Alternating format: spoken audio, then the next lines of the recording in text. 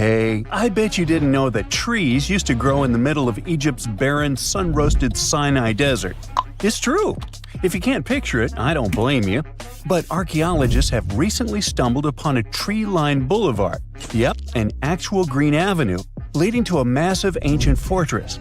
No, this isn't some mirage or an overactive imagination, although I do have one. But it's turning our ideas of ancient Egyptian desert life upside down. Let's rewind a bit.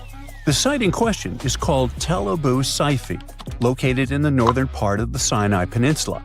For a long time, it was known as a dusty archaeological footnote, the home of ruins from the Ptolemaic and Roman periods. You know, the era after Alexander the Great swaggered through Egypt and the Roman Empire called dibs. But recently, Egypt's Ministry of Tourism and Antiquities decided to give it a fresh dig. And what they found out turned to be more than just a forgotten outpost. We're talking about a full-on military fortress with defensive trenches, paved roads, lime kilns, barracks for soldiers, and even room for their families. A whole bunch of living quarters right in the middle of a desert doesn't feel very homey until you remember our star, the unexpected Green Avenue. This road was over 300 feet long and 36 feet wide, as long as an American football field, paved with limestone slabs and lined with more than 500 clay planting pits. These weren't for show, they held actual trees, creating a shaded tree-line entrance straight to the fortress. Imagine walking through that, the sun blazing overhead, and suddenly, blessed shade. Ooh. Now, that's not just a grand entrance, that's an ancient red carpet, or maybe a green one. But this wasn't about curb appeal. The existence of hundreds of trees in a desert landscape over 2,000 years ago tells us something big. You see, the Ptolemaic Egyptians weren't simply good at building monuments. They were also masters of water management.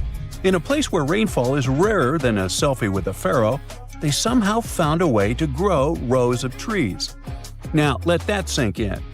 To irrigate that many trees in a desert, they must have had a sophisticated irrigation or water transport system, something capable of moving and distributing water efficiently in this harsh climate.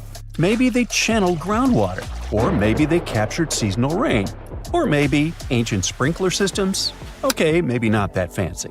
But still, it's clear they were ahead of their time. Here's the thing, we already know the Egyptians mastered water control. They harnessed the Nile with ditches and canals to feed distant fields. So irrigation wasn't exactly a mystery to them. They had the skills and the knowledge. And sure, scientists still debate what the Sinai climate was like 2,000 years ago. But many believe it may have once been greener. After all, take one look at those dramatic mountains and rocky landscapes, shaped and sculpted as if by brute force of ancient rivers. And it's hard not to think that water once played a bigger role out there. Plus, archaeologists have found tons of evidence showing that Ptolemaic Egyptians cultivated fruits, vines, and trees on a large scale. In other words, growing a forest in a desert might feel wild to us, but to them, it was just another Tuesday. And now, this Green Avenue is making archaeologists wonder, what if similar irrigation systems were used elsewhere, say for transporting the enormous stones used to build the pyramids? There's already a theory that ancient rivers or human-made canals help move those stones. And the Telibu Ciphi discovery? Well, it might just be the missing puzzle piece. This isn't just a dream. Back then, rivers were like highways, power grids, and cargo trains of the ancient world, all rolled into one. Egyptians used them for everything – irrigating crops, trading goods, powering industry, and even mobilizing for war. If you were doing something important, odds are it involved a river.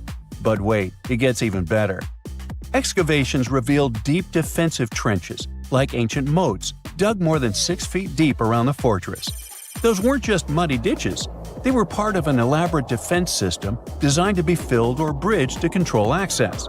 Think of it as ancient Egypt's version of a retractable security gate, minus the hydraulics. And while the trenches were keeping intruders out, life inside the fortress was bustling.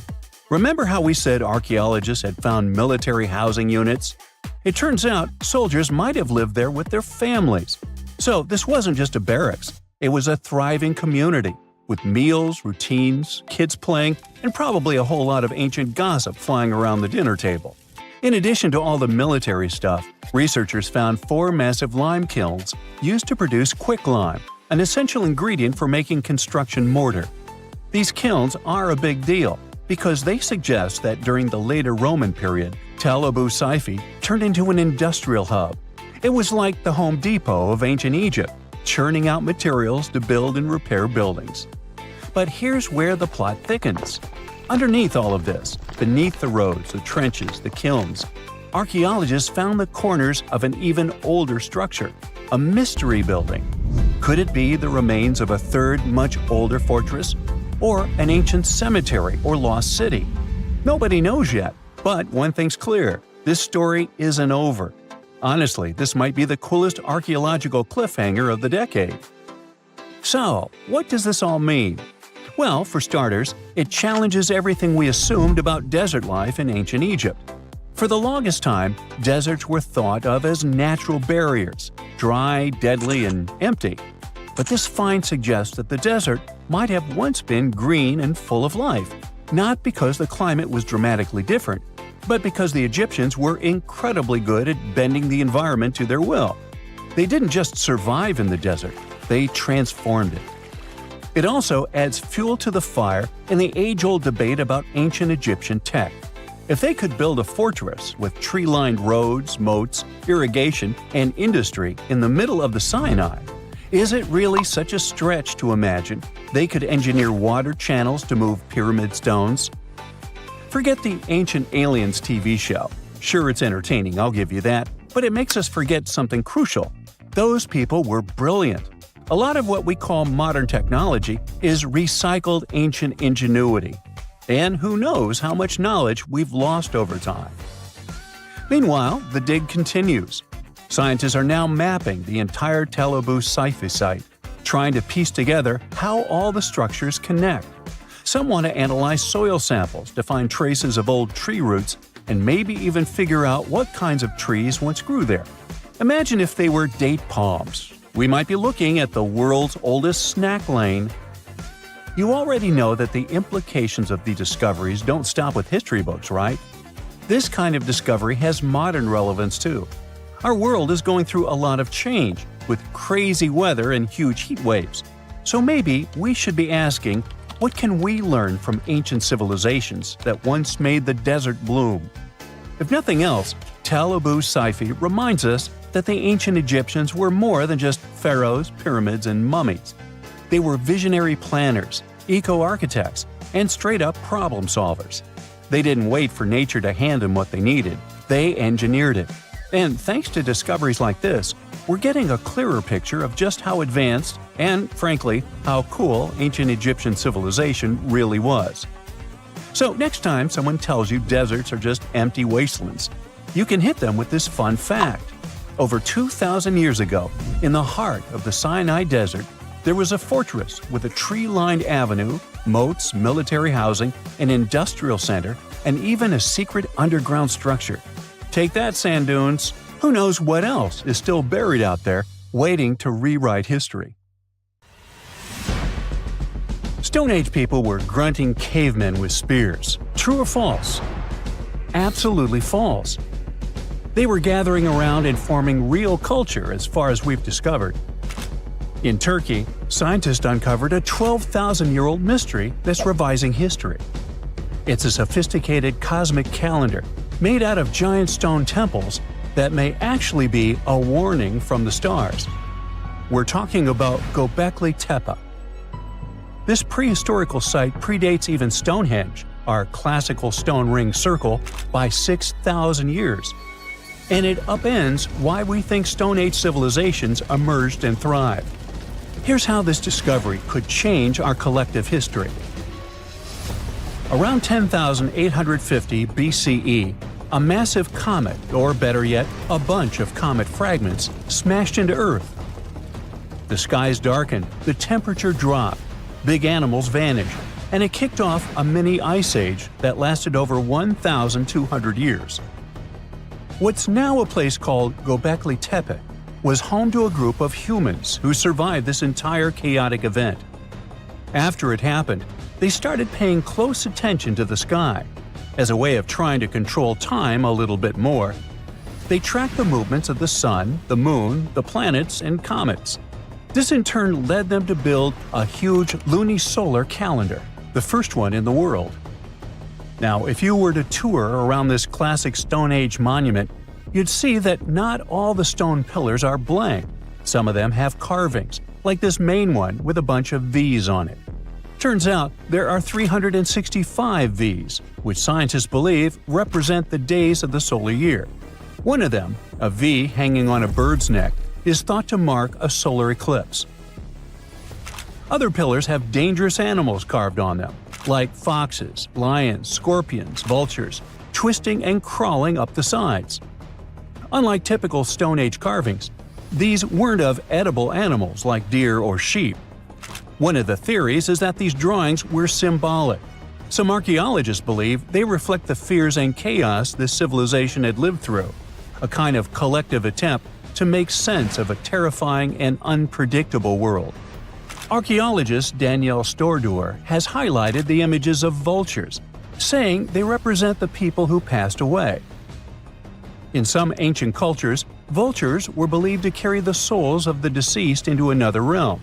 She's seen similar symbols in ancient sites nearby.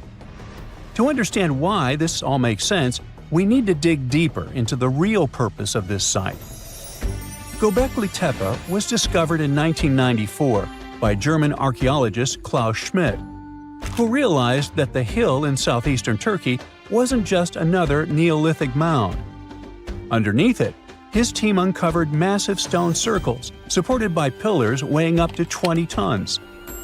Radiocarbon dating puts the site at around 12,000 years old, making it the oldest known ceremonial structure ever built.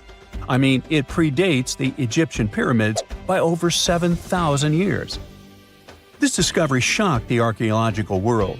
At the end of the Ice Age, humans were supposed to be nomadic, surviving off wild plants and animals, not building sacred complexes with symbolic art, and giving birth to what we now classify as civilization. We usually think civilization starts with farming, then villages, then crops. But this site suggests something more surprising. Early humans may have come together not to grow food, but to worship. Schmidt found no signs of homes, hearths, or permanent settlement, just stuff used for rituals and gatherings. This has led researchers to believe that spirituality and communal rituals came first and that farming followed. Because to build something this massive, you'd need hundreds of people working together, which in turn would have sparked the need for food, organization, and social structure. In other words, the temple came first, then the village, then the farm. Now, Gobekletepe isn't just stirring debate because it's old. It's because it seems too advanced for its time, and that's where the more controversial theories start to emerge. Some researchers believe the builders of Gobekletepe weren't simply primitive hunter-gatherers experimenting with stone tools. They may have been the inheritors of ancient knowledge, remnants of a much older civilization that existed before the end of the last ice age. This idea ties into the Younger Dryas impact hypothesis, a theory that a comet struck Earth around 10,850 years ago, triggering a sudden and catastrophic climate shift. According to this view, the survivors of that event passed down their knowledge through symbolism, architecture, and oral tradition. And Gobekletepe could be one of the earliest attempts to preserve that memory. Now, if that's true, then the carvings at this site, especially the animal symbols on the pillars, aren't just decorative.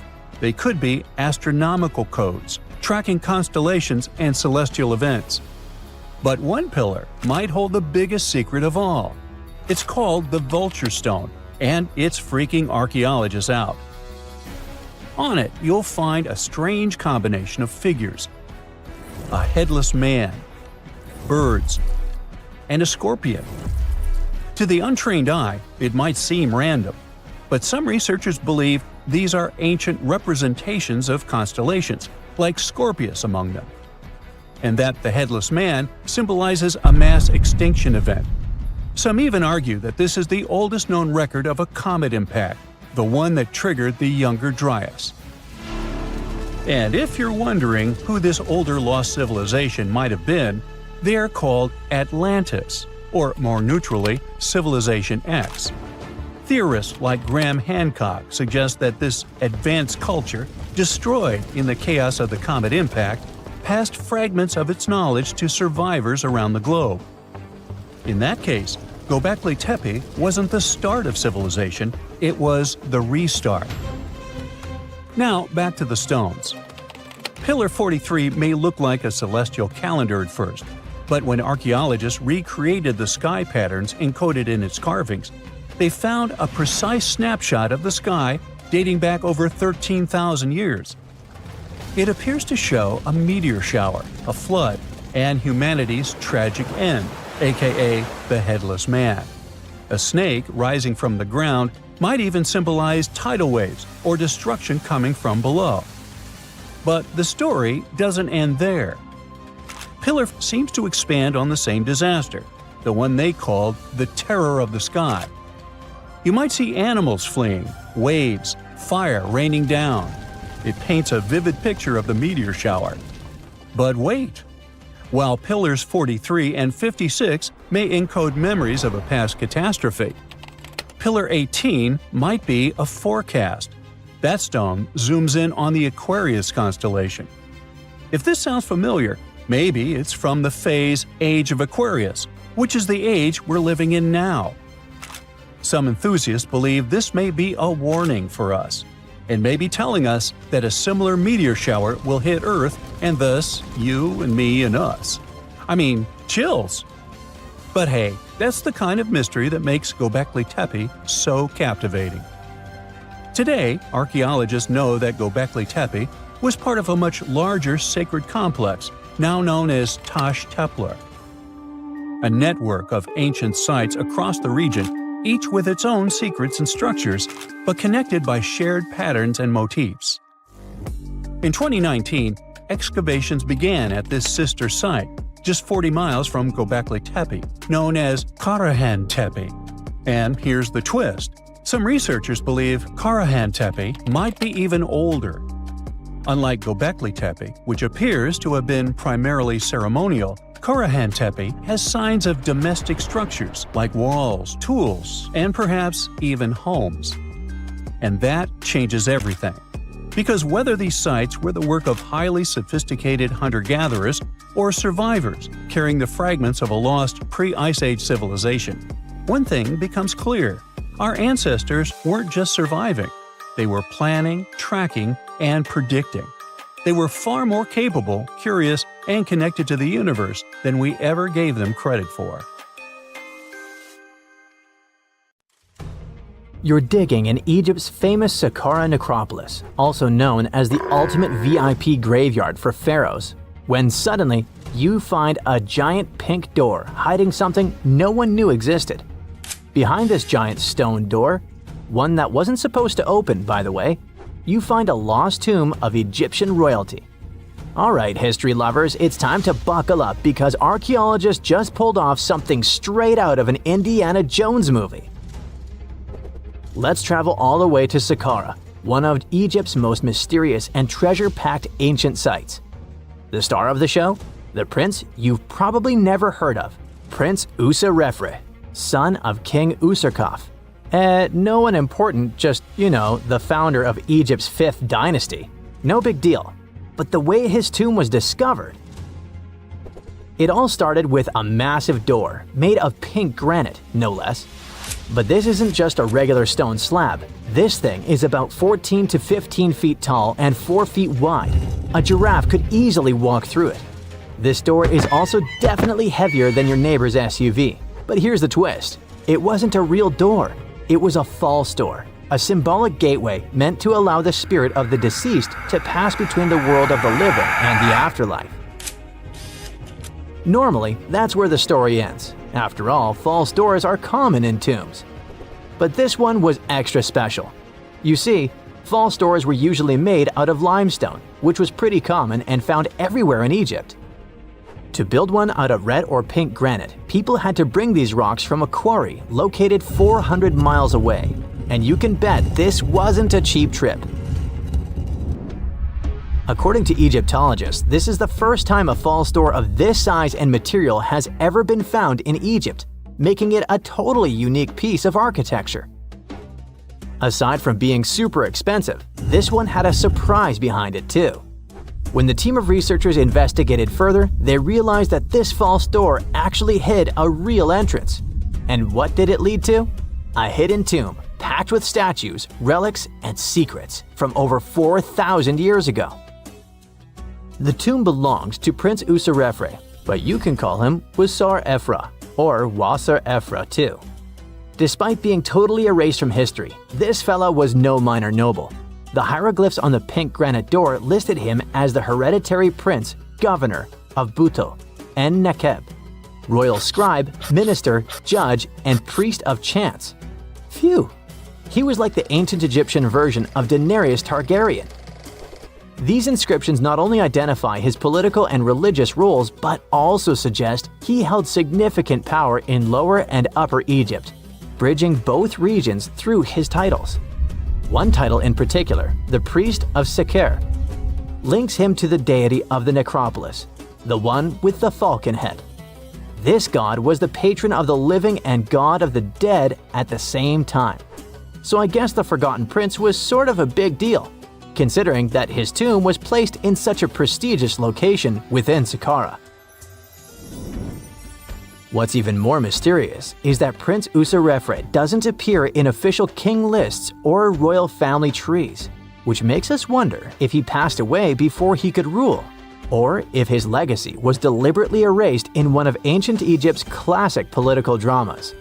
Some scholars now believe his erasure might be connected with shifting religious or political power struggles during the early 5th dynasty, especially as his father Userkaf was reshaping Egypt's religious order. And speaking of his father, King Userkaf was a total game changer.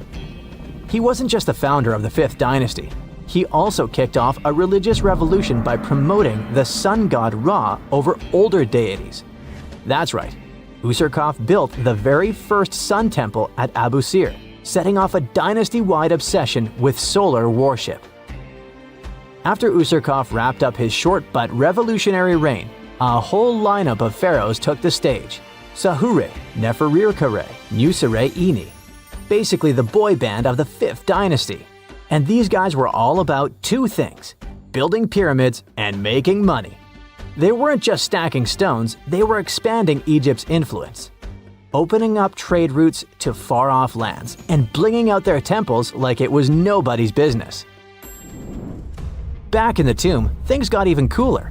There was a beautiful red granite offering table covered with inscriptions detailing ritual foods, like an eternal menu for the afterlife, because they believed the deceased could magically eat this food.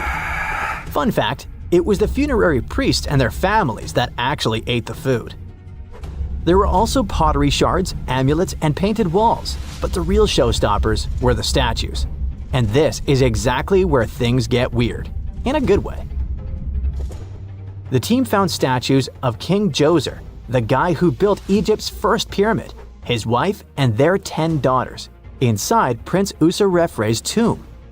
Hold up, Djoser lived a few centuries before Userkaf, so what were his statues doing there? Turns out, scientists don't really know. These statues were built during the reign of King Djoser himself and probably belonged to that first ever built pyramid. Experts believe these statues were probably relocated during the 26th dynasty, thousands of years after Djoser, maybe to protect them from destruction, or maybe because they were still venerated. Basically, ancient Egyptians were hoarders, but classy ones. Scientists also know for a fact that some engravings and statues found there were made way later, which means that this tomb probably turned into a deposit for fancy stuff. Or maybe this was just really ancient interior decorating. Anyway, that wasn't all. There was another pink granite entrance on the eastern side of the tomb, with inscriptions linking back to King Neferirkare, another 5th dynasty pharaoh who also tried to build his own pyramid, but failed. And near this second entrance, archaeologists found something never seen before in Saqqara: A set of 13 pink granite statues, all sitting in a row on a high-backed bench, like they were waiting at the DMV of the afterlife.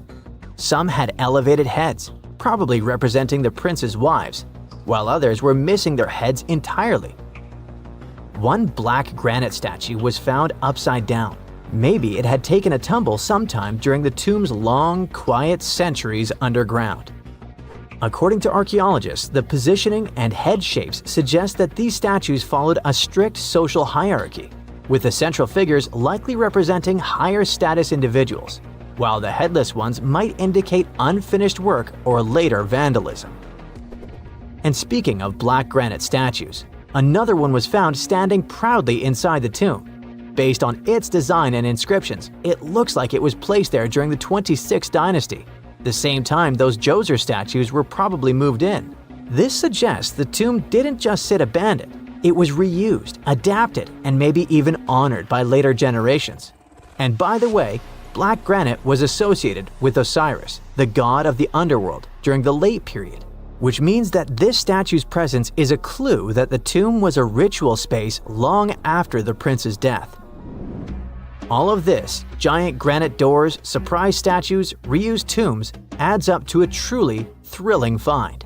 Prince Userefre may not be a household name yet, but his tomb is now one of the most fascinating ever found in Saqqara. It tells a story not just of the Old Kingdom, but of how ancient Egyptians kept connecting to their past, even thousands of years later. So, what does it all mean? Why hide a tomb behind a fake door? Why pack it with statues from different eras? And who exactly was Prince Userefre? These are the kinds of mysteries that keep archaeologists digging and keep the rest of us fascinated. In the end, this discovery isn't just about one tomb, it's about how much is still waiting beneath the sands of Egypt. As more gets uncovered, we're reminded again and again that ancient history isn't gone. It's just sleeping behind massive pink granite doors.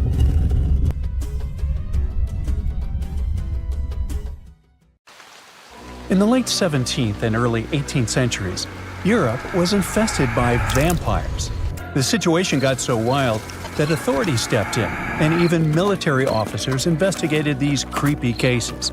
And their conclusion was clear. Yep, vampires are definitely real. Now, we're talking about a long time before Dracula showed up in books and movies. Back then, people genuinely believed those who had passed could rise and drain the living of their blood. Tragically, their victims would not survive the encounter. But vampires didn't stay at rest. Instead, they continued walking, interacting among the living and infesting villages. These beliefs spread rapidly, causing panic across regions. It all kicked off in Eastern Europe, specifically Serbia. Villagers started panicking after mysterious passings occurred one after another. Take the story of Petar Blagojevic, a Serbian peasant who passed in 1725. Shortly after his burial, villagers claimed that Petar returned, knocking on doors and asking for shoes or food. Sounds harmless, right? Well, not really. Within days, those villagers began mysteriously passing away too. 9 people perished in total. Everyone freaked out, insisting Petar was responsible, as if he managed somehow to come back from the grave at night to feast on the living.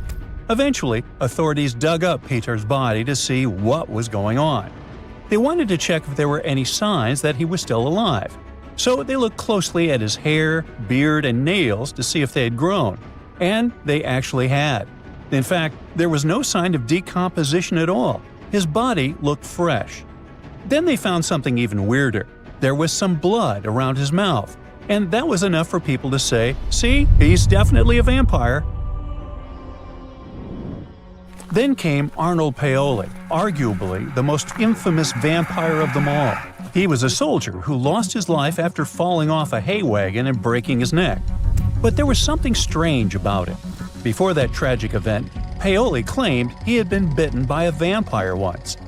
Luckily, he said he cured himself by eating soil from the vampire's grave and smearing himself with its blood. Sorry, not exactly dinner table talk, eh? But hey, if he was cured, no one had anything to worry about after he was gone, right? Well, not exactly. Within a month after Paoli was buried, 4 people said they were being tormented by him. And not long after that, they were gone too. 10 days after Paoli was buried, the villagers dug him up, just to be sure everything was, well, normal. And this is where things got eerie. His body hadn't decomposed. His hair, nails, and beard had all grown longer, and fresh blood was dripping from his mouth.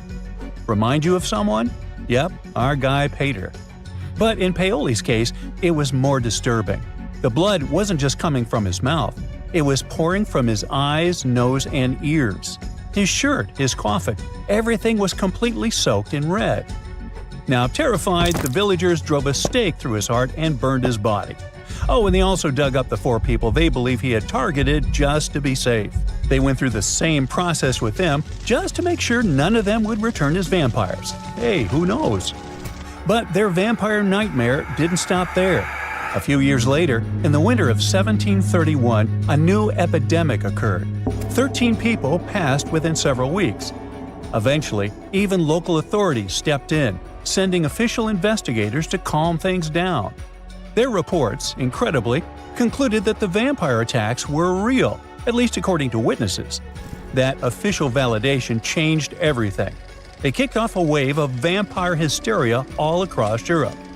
But why was everyone so quick to believe those who had passed away were coming back? One big reason was how little people understood health problems at the time. Bodies that appeared fresh or swollen after burial, blood around mouths, or even fingernails and hair seemingly growing, these natural post-mortem changes were mistaken for supernatural signs. Another thing villagers misunderstood was decomposition itself. Natural gases cause bodies to bloat, making them look as if they had recently been active. This terrifying image reinforced local beliefs that these people weren't at rest, but instead returning to cause harm. Plus, under certain circumstances, the decomposition process can be delayed for a long time. One reason this can happen is because of something called saponification. This is a natural process that happens when a body is buried in a cold and damp place, exactly like in some parts of Eastern Europe. In this kind of environment, the fat in the body can turn into a waxy soap-like substance.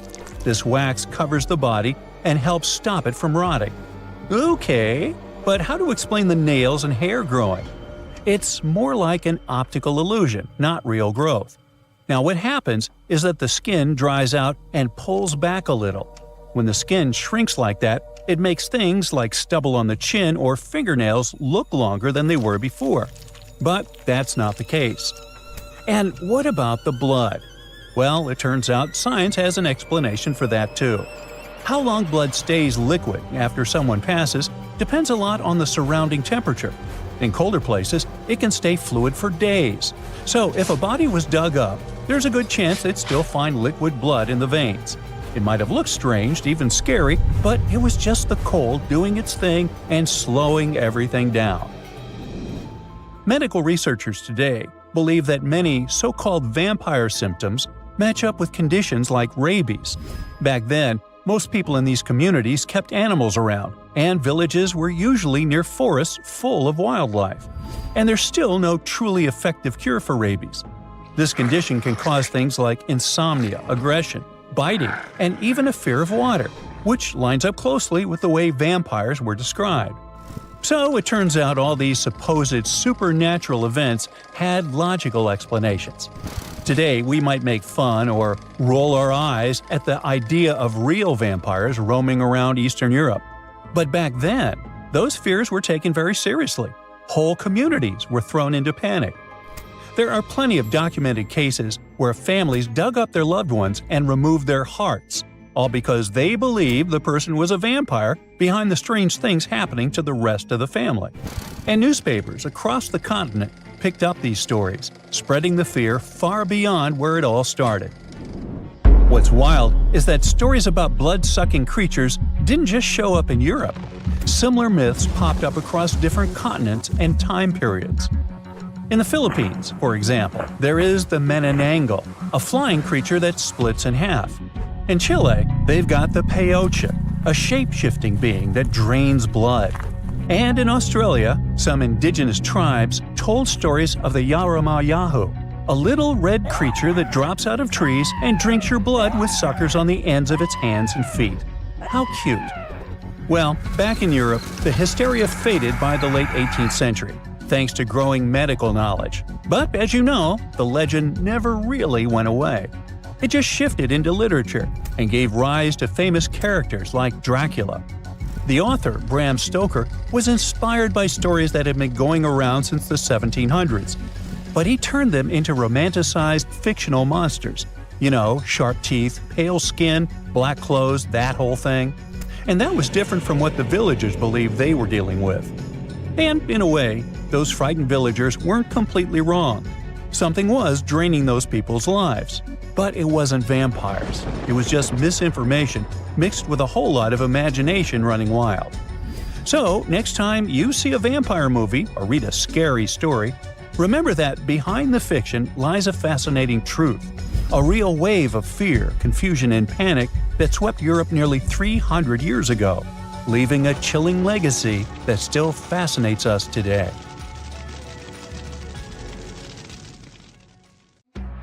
The Sahara Desert is like a Mad Max movie. Scorching heat, endless dunes, and an overall barren wasteland. A place where no one could live, right? Well, forget all you know about it, because 5,000 years ago, the Sahara was a lush paradise of grasslands, lakes, and rivers, and the home of a ghost civilization that vanished without a trace. Our tale begins in the 1930s, when a Hungarian explorer stumbled upon a cave in the middle of the Sahara.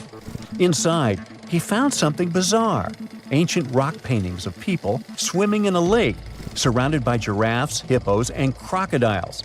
At the time, everybody shrugged it off as some symbolic depiction of the afterlife, because, really, who would imagine a lake in the Sahara? Well, fast forward some 70 years later, when a group of archaeologists made a discovery that flipped the script. In a rock shelter in Libya, they unearthed 15 mummies, along with baskets, ceramic pots, and other everyday items. This may look like prehistoric junk to most people, but to archaeologists, it was like uncovering a key piece of evidence. Those people weren't just passing through, they lived here. You see, those weren't just any mummies. They were some of the oldest naturally mummified humans ever found, dating back over 7,000 years. Take that, Egypt. Two of them still had readable DNA, preserved thanks to a rare natural mummification process, almost a miracle considering the Sahara's climate's ability to turn everything into, well, beef jerky. Scientists struggled to understand where those mummies came from for a while, because the mitochondrial DNA they recovered was not helpful at all. But thanks to scientific progress, they eventually managed to do a full genome analysis that revealed some weird secrets. Those people belonged to a human lineage that was completely unknown, and they lived isolated from the rest of humanity for thousands of years. For decades, researchers assumed that the place where they lived, the Green Sahara, was like a prehistoric highway, a lush corridor that humans and animals used to migrate between sub-Saharan Africa and the Mediterranean. But the mummies demolished that theory, like a hippo sitting on a sandcastle. Their DNA showed zero genetic mixing with sub-Saharan and Eurasian migrants, keeping their genes pure for 7,000 years. Their closest genetic relatives weren't their neighbors living right below the famous desert, but some ancient hunter-gatherers from Morocco, and even some guys that lived in the Czech Republic, when it wasn't even a country yet, 50,000 years ago. We're not out of the woods yet, because those mummies also carried some teeny-tiny traces of Neanderthal DNA, just 10% of the amount found in modern Eurasians. Now, if you paid attention in school, then you know that Neanderthals lived in Europe and Asia, and early humans only mixed with them after migrating out of Africa. But those Green Sahara folks never left Africa. So how did they get Neanderthal genes?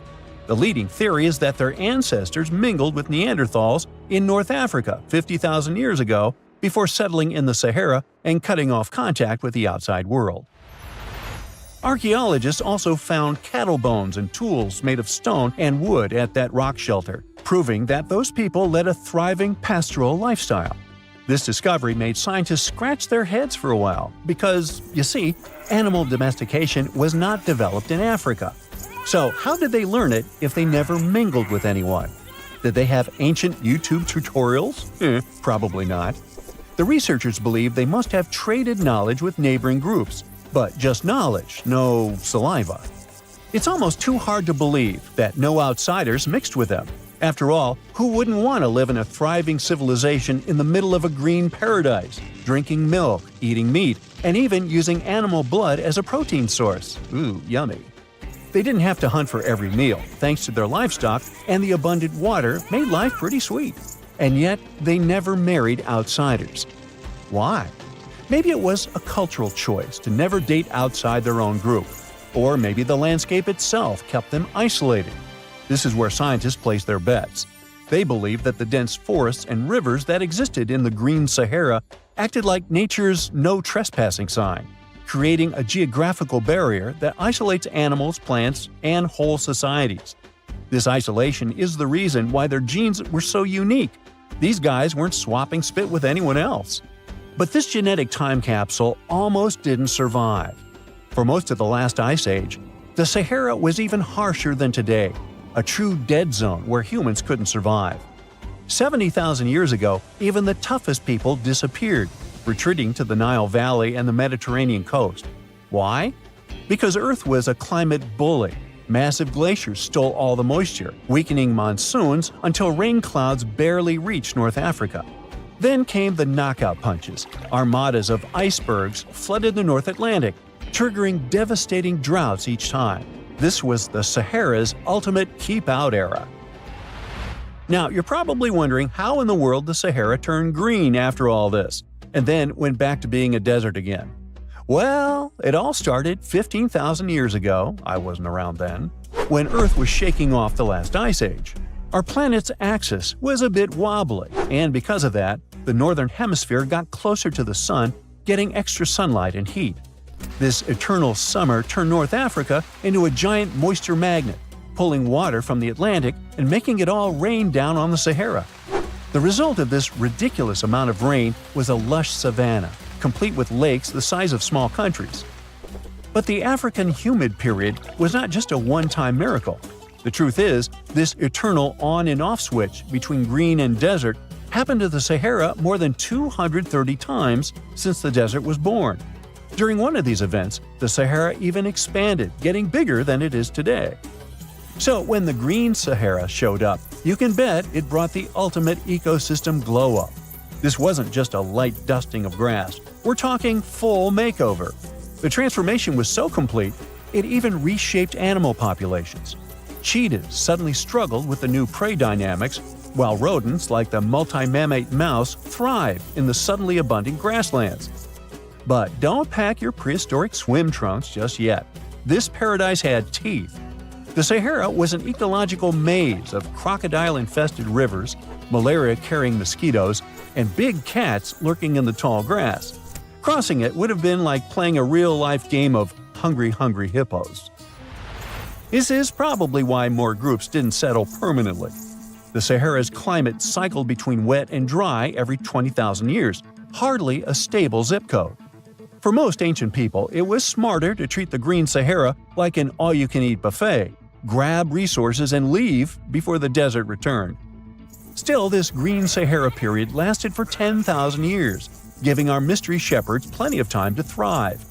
But around 5,000 years ago, Earth's axis shifted again, the rains moved away, and the Sahara dried up faster than a puddle in July. As the desert returned, the shepherds from the Green Sahara had no choice but to pack up their livestock and leave. Some researchers believe they migrated toward the Nile, laying the groundwork for ancient Egypt, so I guess their legacy lives on. Besides, their pure lineage may be extinct by now, but some faint genes of the mummies can still be found in the people that live in North Africa today. But the introvert mummies were not the only ones using the Green Sahara as an Airbnb. They actually had neighbors just around the corner, in a lakeside village in Niger to be exact. Those people thrived for 5,000 years and left behind the oldest Sahara Desert cemetery, including a man buried in a turtle shell, a grinning Halloween man with filed teeth, and a heartbreaking family embrace frozen in time, victims of the very waters that sustained them. Eventually, those people disappeared too, just like it happened to our antisocial friends. This proves that this desert outsmarts everyone, with a landscape that gives paradise with one hand and takes it away with the other. About 14,000 years ago, some super skilled builders from another planet landed on Earth. Their mission was to help build a massive stone complex with perfectly interlocking blocks. They used some advanced technology, centuries ahead of their time, and once the job was done, they disappeared without a trace. This is not a sci-fi plot, but one of the theories trying to explain the mystery of Puma Punku. Scientists don't officially accept it, but they still don't know for sure how, when, and who built this impressive construction. Puma Punku is part of the ancient city of Tiwanaku, near Lake Titicaca in Bolivia. Tiwanaku is an important place in Inca traditions. They believed it to be the place where the world was created. Historians believe Puma Punku was built around 536 AD. The first Europeans discovered it in the middle of the 16th century. At the heart of Puma Punku, there is a huge, terraced platform filled with massive stone blocks, some as big as a school bus. The largest one weighs a jaw-dropping 131 tons. That's heavier than 20 elephants. Even the smaller rocks are as big as a couch. Archaeologists believe there were at least 5 big gateways, as well as several smaller ones that may have been part of a grand monument. The site is built using 2 types of stone, red sandstone and andesite, which is one of the hardest rocks on Earth. The 8-shaped blocks of the construction fit together like puzzle pieces. They all look the same, as if they were mass-produced in a factory. But that should have been impossible for an ancient civilization. Even the smaller rocks are as big as a couch. These blocks were carved with precise holes and grooves to fit together. Builders made perfectly straight lines, cut identical angles, created smooth surfaces, and drilled holes. Some scientists believe they may have used advanced techniques, but there's no record of the tools they used. It took another 1,000 years before other civilizations could match this level of precision. One of the biggest mysteries is how these enormous stones were transported. Puma Punku sits high up in the mountains at 12,600 feet above sea level. So high that even trees don't grow there. The builders didn't have wheels, cranes, or modern machines. Yet somehow, they moved these heavy blocks miles from their original locations. Some scientists think they used llama skin ropes and ramps, but no one really knows for sure. The most commonly accepted version is that the Tiwanaku civilization, which thrived in the region between 500 and 1000 CE, built this impressive site. The complex was enormous and had many different areas. A western court, a large open area in the center, and an eastern court that was surrounded by walls. Long ago, it must have been incredibly beautiful, with polished metal plaques shimmering in the sunlight, brightly colored fabrics and ceramics decorating the buildings, and people in elaborate costumes walking through the plaza. But something doesn't add up here, as the Tiwanaku people never wrote down how they built Puma Punku. They would have probably left some clues if they had accomplished something like this. Plus, the Tiwanaku people didn't have the high-tech equipment needed to carve and move giant stone blocks with perfect precision. The architectural historians who first studied the place professionally concluded that a hammerstone couldn't have done such a fine job. They found no metal tools that were used in the construction process. That's why they suggested they might have used some unconventional tools the historians didn't even recognize as tools. There's a theory that these ancient builders might have had a way to soften stone to make it easy to carve before it hardened again. Or maybe they poured liquid stone into molds, just like we make concrete today. If it's true, This would mean an advanced civilization existed in South America long before we thought. Some researchers even think it had to do with the theory of Atlantis or other lost civilizations that may have had immense knowledge before a global catastrophe wiped them out.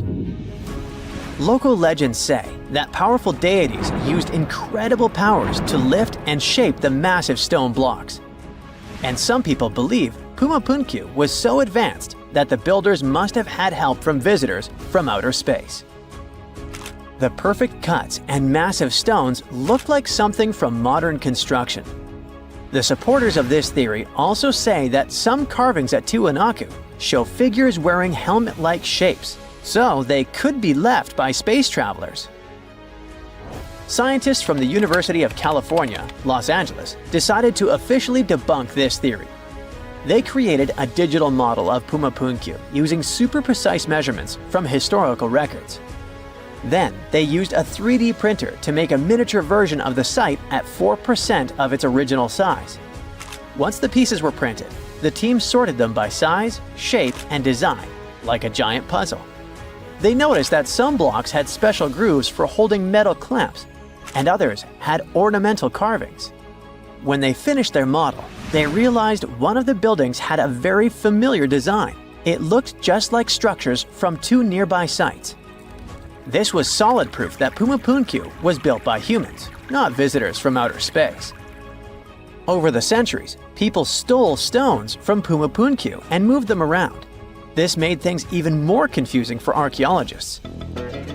UCLA team created a digital archive, so researchers all over the world can now study the site without traveling to Bolivia. So maybe we'll hear about the new twists in this mystery soon. Another construction from the past that still impresses us with extreme precision is the Serapeum of Saqqara, a burial place built around 3,000 to 3,500 years ago. A French scientist accidentally discovered it in 1850. Inside the Serapeum, he found a long underground hallway. On both sides of the hallway, there were giant stone rooms, and inside those rooms, there were huge granite sarcophagi. These sarcophagi were not built for people, but for the sacred Apis bulls. These bulls were treated like royalty, as the people believed they were chosen by deities.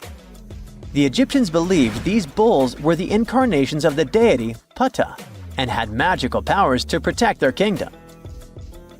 Some of the stone boxes inside the Serapeum weighed around 70 tons. They were made with perfectly straight angles and smooth surfaces. Scientists noted roller marks on the floor and found wooden winches with levers, which the Egyptians likely used to move the sarcophagi. Since the burial chambers were lower than the hallway floor, workers filled them with sand, rolled the sarcophagus into place, and then slowly removed the sand to lower it perfectly into position. A stone inscription found in the Serapeum said it took 28 days just to move one of these stone boxes. Even though these sarcophagi were meant for bulls, they were way bigger than needed. Pharaohs, who were the rulers of Egypt, were buried in tiny coffins. So it's really weird that these boxes were so enormous. Another question is why they used granite, which is so hard to carve, instead of limestone. Some people believe the stone boxes weren't just tombs. They might have been ancient energy generators.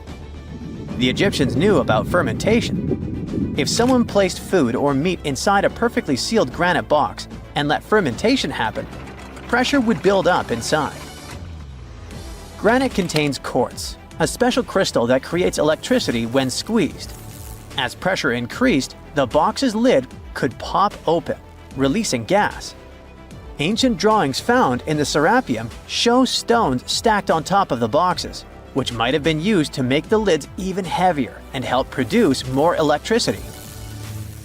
Thousands of years later, when explorers opened these boxes, they only found bull bones, maybe because all the organic material had disappeared over time.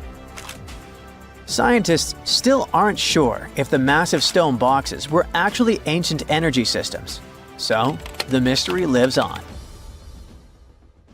Imagine working 7 days a week on a large-scale construction site. You, along with thousands of others, carry millions of stone blocks and put them on top of each other according to a complex system. You work without modern construction equipment. You have no air conditioning or constant access to water. It's so hot outside that you can fry eggs on the road. You've been building the pyramid for decades, and now, when it's finally done, you enjoy the result of the colossal work of thousands of people. You're looking at a giant cultural monument of global value that will freeze in time and amaze people for tens of thousands of years. A few thousand years have passed. People in the 21st century see the pyramids and are like, wow, I can't believe humans have built this. Yeah, the people who built the pyramids wouldn't have appreciated such a theory. But actually, there are reasons to believe that people built it using some fantastic technology. From the outside, it seems the Great Pyramids are just big triangles of stone. People just put some heavy blocks on top of each other, and that's it. In fact, the design seems too perfect to be true. The pyramid consists of more than 2 million blocks. They lay so close to each other and are so even that you couldn't squeeze even a thin sheet of paper between them. Scientists still can't figure out the exact technology for building the Egyptian pyramids. One of the biggest and most famous is the Great Pyramid of Giza. This huge construction, well known all over the world, has one big secret. There should be a capstone on top of the pyramid. It's a triangular-shaped stone block, a small pyramid on top of a huge one. It's also called a pyramidion. The builders of ancient Egypt made it out of granite and limestone and covered it with gold. No records or old drawings prove that there was a pyramidion at the top of the Great Pyramid of Giza. But there's another ancient Egyptian structure with such a triangle, the Red Pyramid. It was built before the Great One, and its capstone has survived to this day. Archaeologists have found and reconstructed it. But where could the capstone of the Great Pyramid be? It's a mystery that still has no answer. Some are sure that some thieves have stolen it from the top. Maybe they just climbed up and pushed the pyramidion down. It makes perfect sense. The capstone was probably the most valuable element of the pyramid. Many scientists and archaeologists still don't know its exact purpose. Some believe that this peak covered with gold glorified the pharaohs. The capstone reflected moonlight at night and illuminated the entire space around it. During the day, the capstone reflected sunlight with its shiny surface. You could have noticed it from afar. The top of the pyramid was a kind of guiding star for lost travelers. All other stone blocks of the pyramid consist of limestone. People polished them to make them look shiny. In the past, they were even glowing and reflected light. You could see glowing pyramids from space, although they looked like tiny lights. Over thousands of years, winds, sandstorms, and rains have changed the pyramid's appearance. If people had taken care of them all this time, they would have looked like something out of science fiction movies, or the pyramids from Las Vegas. But unfortunately, we will never see their original appearance. Some archaeologists and scientists believe that the capstone could absorb the sun's energy and distribute it evenly throughout the pyramid. No one knows precisely why the Egyptians needed this technology. There's a theory the pyramids are ancient energy systems. The pharaohs applied this energy to use some unique technologies that were more advanced than all the achievements of the 21st century. And the triangular shape of the pyramids was ideal for boosting this electromagnetic energy. In theory, solar radiation, or electromagnetic forces, accumulated at the top of the pyramid, filled the inner rooms, and then went down the walls to the base. Any surface distortion could prevent the flow from spreading, so they had to create a perfectly smooth surface. That's why they installed the blocks so that nobody could squeeze a needle or razor blade between them. Many people believe in this theory because they built the pyramids from limestone. This material can hold energy inside itself. In the inner part, they created granite deposits to cause air ionization. that is, to create an electric charge. They also dug channels under the pyramid for water to transmit electricity. And at the top, they put a gold capstone, the best conductor of electricity. So, this is how you get a great power generator. Different cultures used similar technologies to create electricity all over the world. But these are all theories. If it had been working, humanity would have used these technologies today. There are mentions of the metal industry, chemistry, engineering, physics, mathematics, and astronomy in some ancient records. Most scientists don't believe in all these things. We know the detailed stages of the technology's development in different cultures. In the 21st century, scientists, historians, and anthropologists can track the evolution of all modern devices. If people had created some technological inventions in ancient times, the history of the world would have looked different. Perhaps all the achievements of antiquity could have been wiped off the face of the earth by global cataclysms, and it can happen to us. Just imagine how people would dig up a laptop in 5,000 years. Perhaps they wouldn't understand what kind of device it is.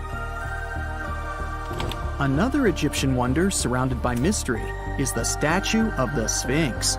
The Egyptians carved it out of a single massive piece of limestone about 4.5 thousand years ago.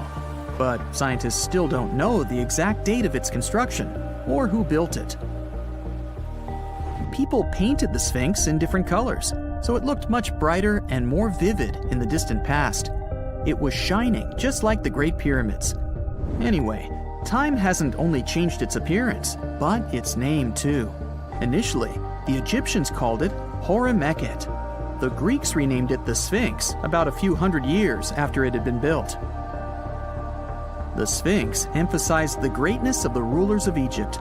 It also performed a symbolic function of a watchdog guarding the tomb of the pharaoh and the paths leading to it.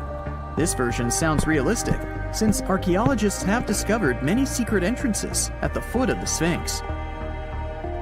Perhaps these rooms and intricate tunnels lead to underground halls with treasures. And treasures don't always mean gold and jewelry.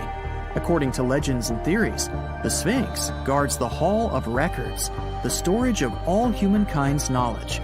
The information about the ancient mythical state of Atlantis could be there. You can find many detailed maps of the internal dungeons of the Sphinx on the internet. They show structures 12 stories deep under the statue. It looks like a small city filled with gold, scrolls of knowledge, and various ancient artifacts. But don't believe all these maps. These are just theories. Several thousand years have passed, but people have very little information about it. Archaeologists know that there are still many strange and exciting things about the Sphinx that are still undiscovered. Some locals are afraid to research because they believe they can awaken something terrible from the underground depths. Therefore, it's mostly scientists from other countries who conduct the excavations. In 1998, scientists discovered strange tunnels leading to empty rooms under the Sphinx. They realized that some people tried to get there through tunnels in the past, and maybe those people took all the treasures that were there. One of the legends says that some powerful artifact lays beneath the Sphinx. Its technology can change the whole world, but the locals are hiding it because it can damage the planet. Some believe that you can find evidence of unknown technologies painted on the granite walls in the pharaoh's tombs. But most likely, these paintings and signs tell us the myths and legends of ancient Egypt. But what if Egyptian symbols and drawings are detailed instructions for using ancient technologies? What if the locals that lived at that time thought, people in the future won't be able to get energy themselves. Let's leave some detailed instructions for them. Anyway, there are many riddles and theories. In reality, the search for answers is a dangerous undertaking, since it's not easy to get into the underground halls. Excavations can ruin the structure of the entire Sphinx. Any person inside the tunnels may get lost and never be able to find their way back. Besides, it costs a lot of money. Now, what would be awesome is if people could invent some device that could scan underground areas and show their detailed models. Let's face it, most ancient tombs have been looted at least once. No matter how scary the rumors could have been, most mummies were open to. But one. This is the Bashiri mummy, and it puzzles everyone so much that nobody dares to see what's inside.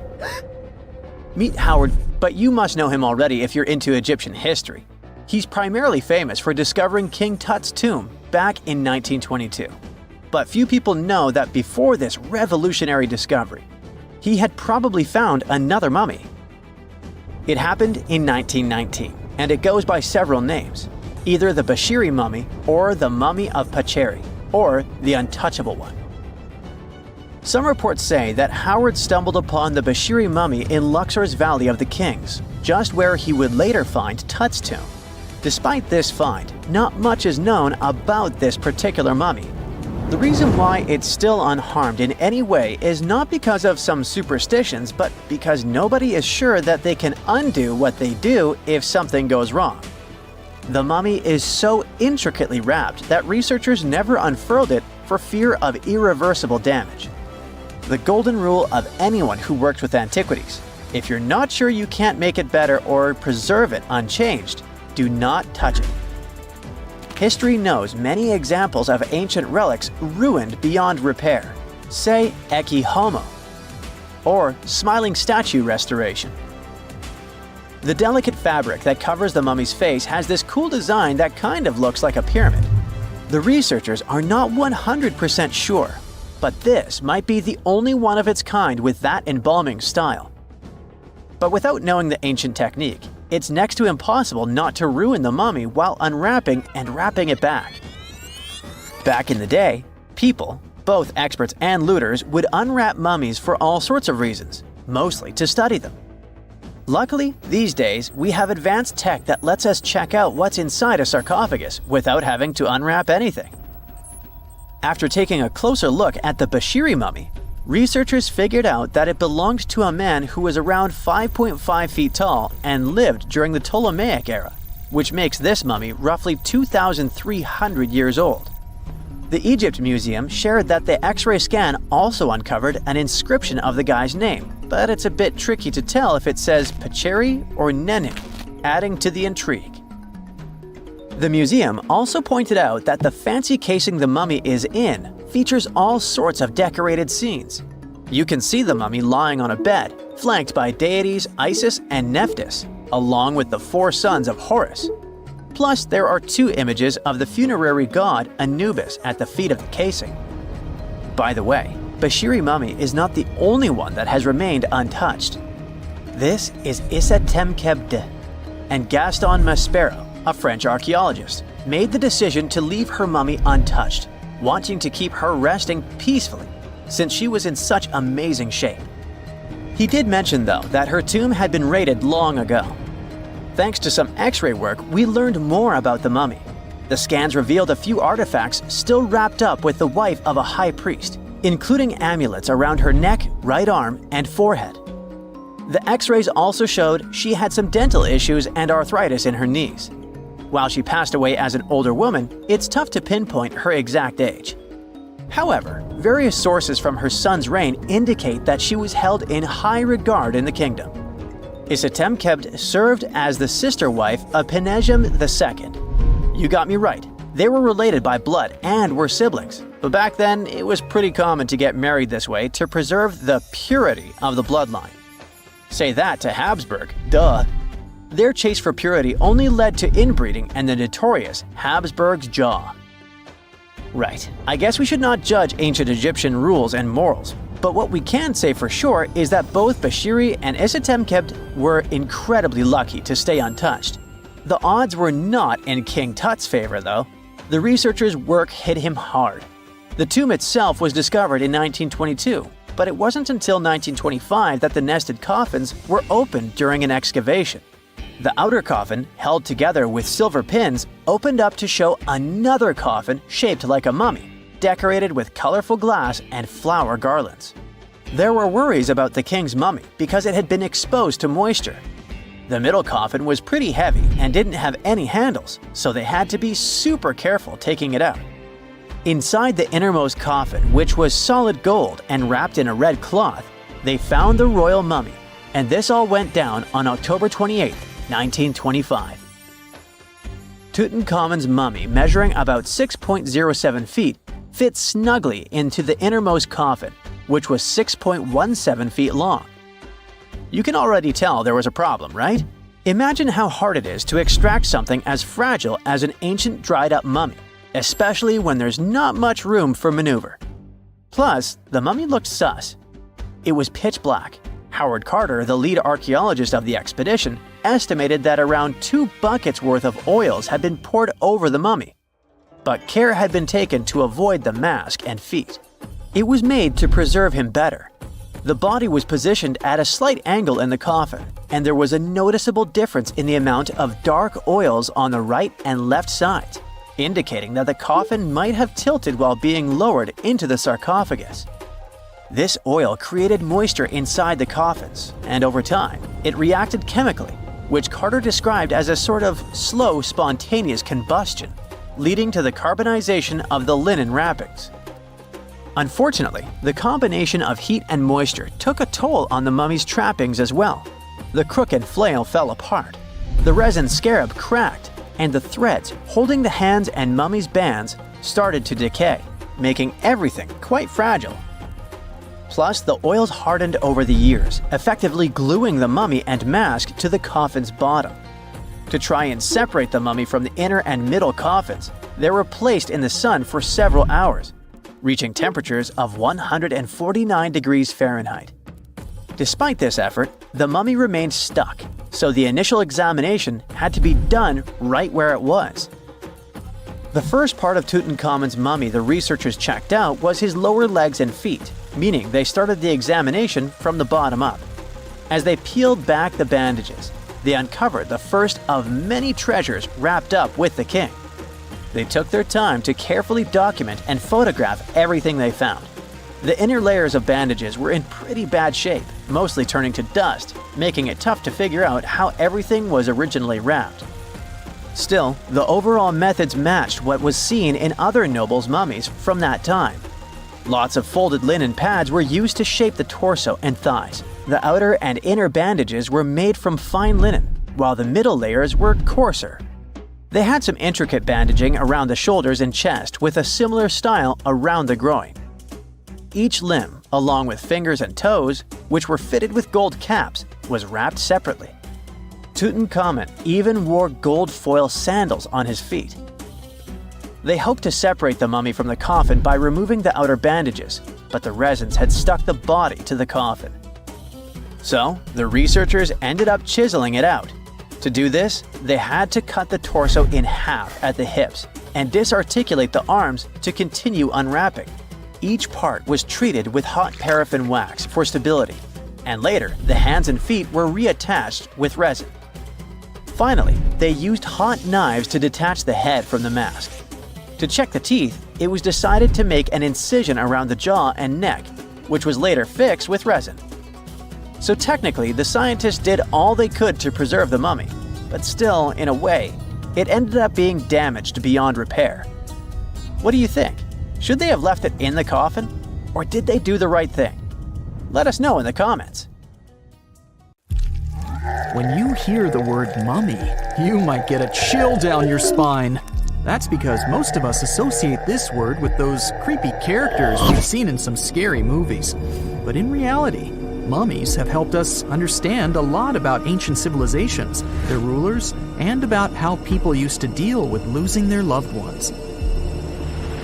The people most famous worldwide for their mummies are the ancient Egyptians. They believed that some sort of existence after passing away was possible, if certain conditions were met. That's why they insisted on preserving the human body through the process of mummification and placing the mummy in a furnished tomb. Kind of like giving it a fully functioning apartment of its own. Why did they believe in this? Well, because they were deeply connected to their natural environment for the most part.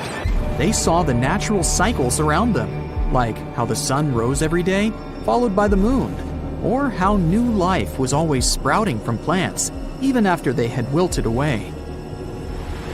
They also believed that the powerful spirit Osiris, who represented the cycle of passing away and resurrection, played a role in this process. To prepare for the afterlife, the ancient Egyptians followed certain rituals, like mummification, which involved using materials like honey, resins, and incense to preserve the body. There's no other mummy more popular than that of King Tut. He was a young pharaoh who ruled over 3,000 years ago in Egypt. The problem with discovering ancient royal tombs is that most of such burial sites were previously robbed.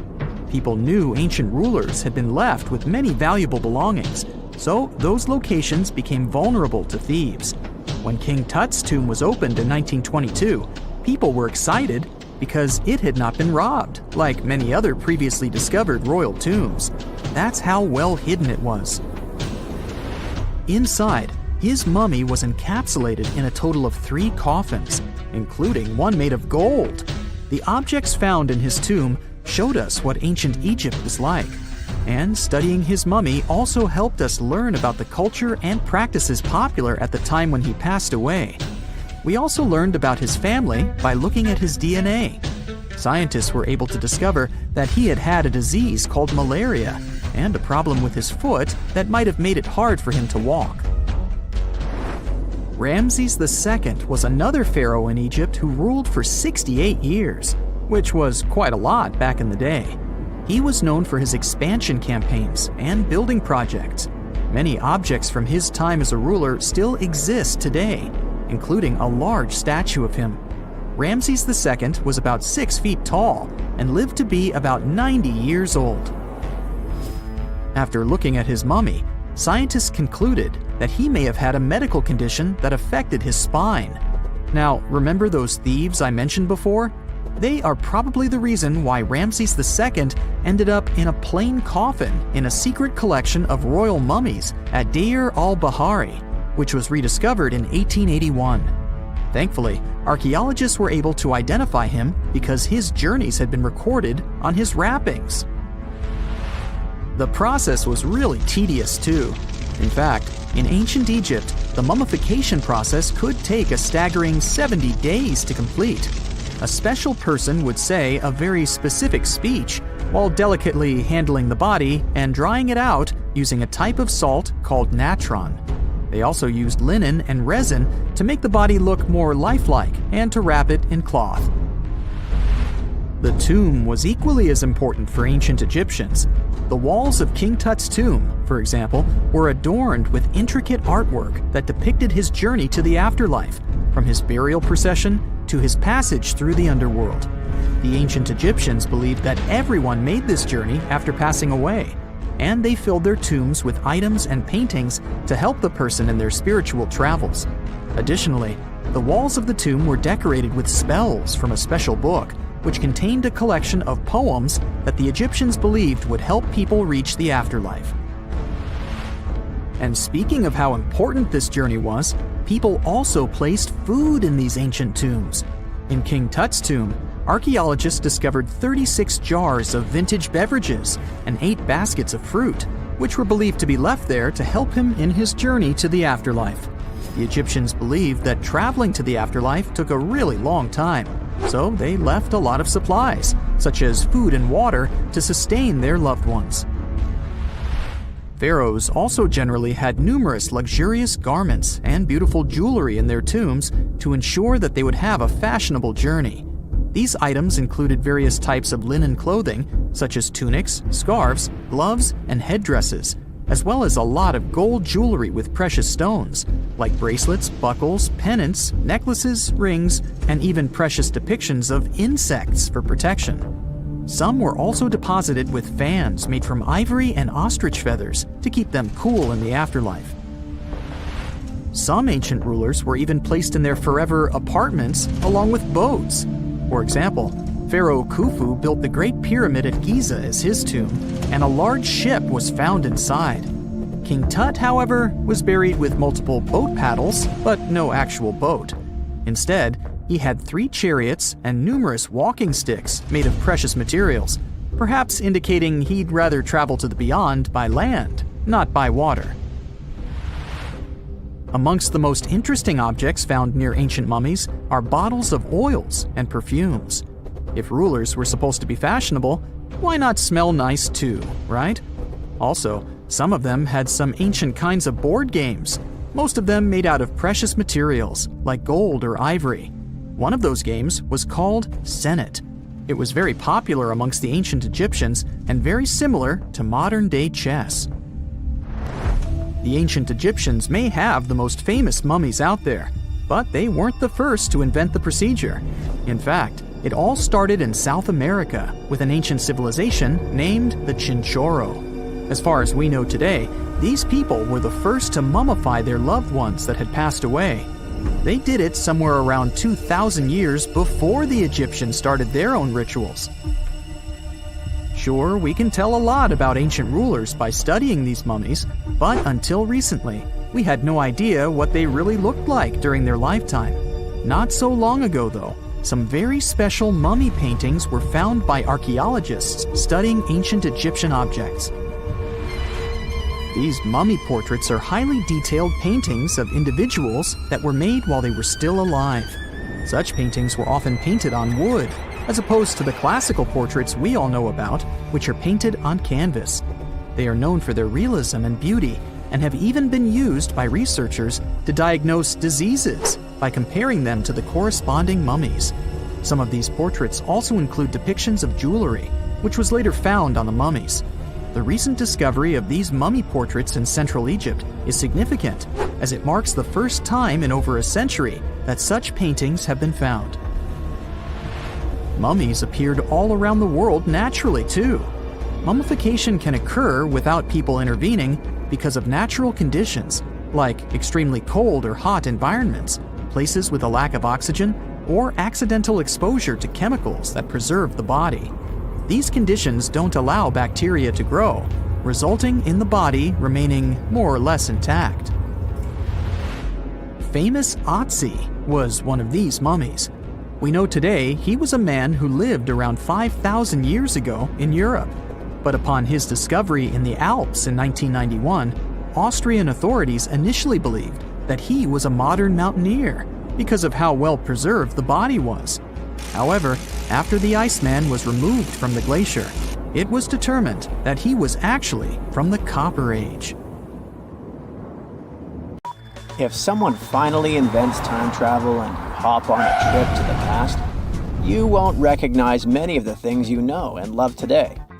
The Statue of Liberty and the Egyptian pyramids, some basic gadgets like the remote control and your laptop, and even the corn you have for lunch have all changed beyond recognition. When the pyramids were originally built in ancient Egypt and Giza and other places, they didn't look sandy brown at all. All of them were covered with white limestone. If you had seen them under the hot African sun, you'd have to look away. That's how smooth and shiny they were. Builders used around 6 million tons of this material for the Great Pyramid of Giza alone. It's the largest one you can still see on your trip to Egypt. The local rules were quite a thrifty crowd, and they reused some of the casing stones for other construction projects. A massive earthquake in the 14th century has also loosened some of the stones, so you won't see a lot of limestone, but some of it is still there, on top of the Pyramid of Khafre in Giza. It looks like it has a second peak on top of the first. In ancient times, all pyramids used to have capstones called pyramidions, covered in a mix of gold and silver. Most of them have been lost over the centuries, but you can still see a few of them at museums. They show images of Egyptian deities. The pyramids were probably modeled after a sacred pointed stone, the benben. It represented the rays of the sun. Now, lifting heavy rocks wasn't so simple without the tech we have today. I guess you'll agree with me if you helped your friends move at least once, and they made you carry the couch. But those smart Egyptians of the past thought of that and chose the pyramid shape. It lets the weight distribute evenly throughout the whole thing. The Statue of Liberty has also had a major makeover since it was first unveiled in 1886. Believe it or not, it used to be a shiny brown color, just like a penny. 20 years later, it changed its color to green. It wasn't a fashion statement, but a chemical reaction. The statue is covered with hundreds of thin copper sheets. When copper reacts with air, it naturally forms a protective layer called verdigris. This layer protects what's under it from corrosion, and that's why statues and other things made of copper, brass, and bronze can last so long. When Lady Liberty first turned green, people in authority decided it would be a good idea to paint it all over. It was way before social media, so you couldn't just drop an angry comment under the post describing the idea.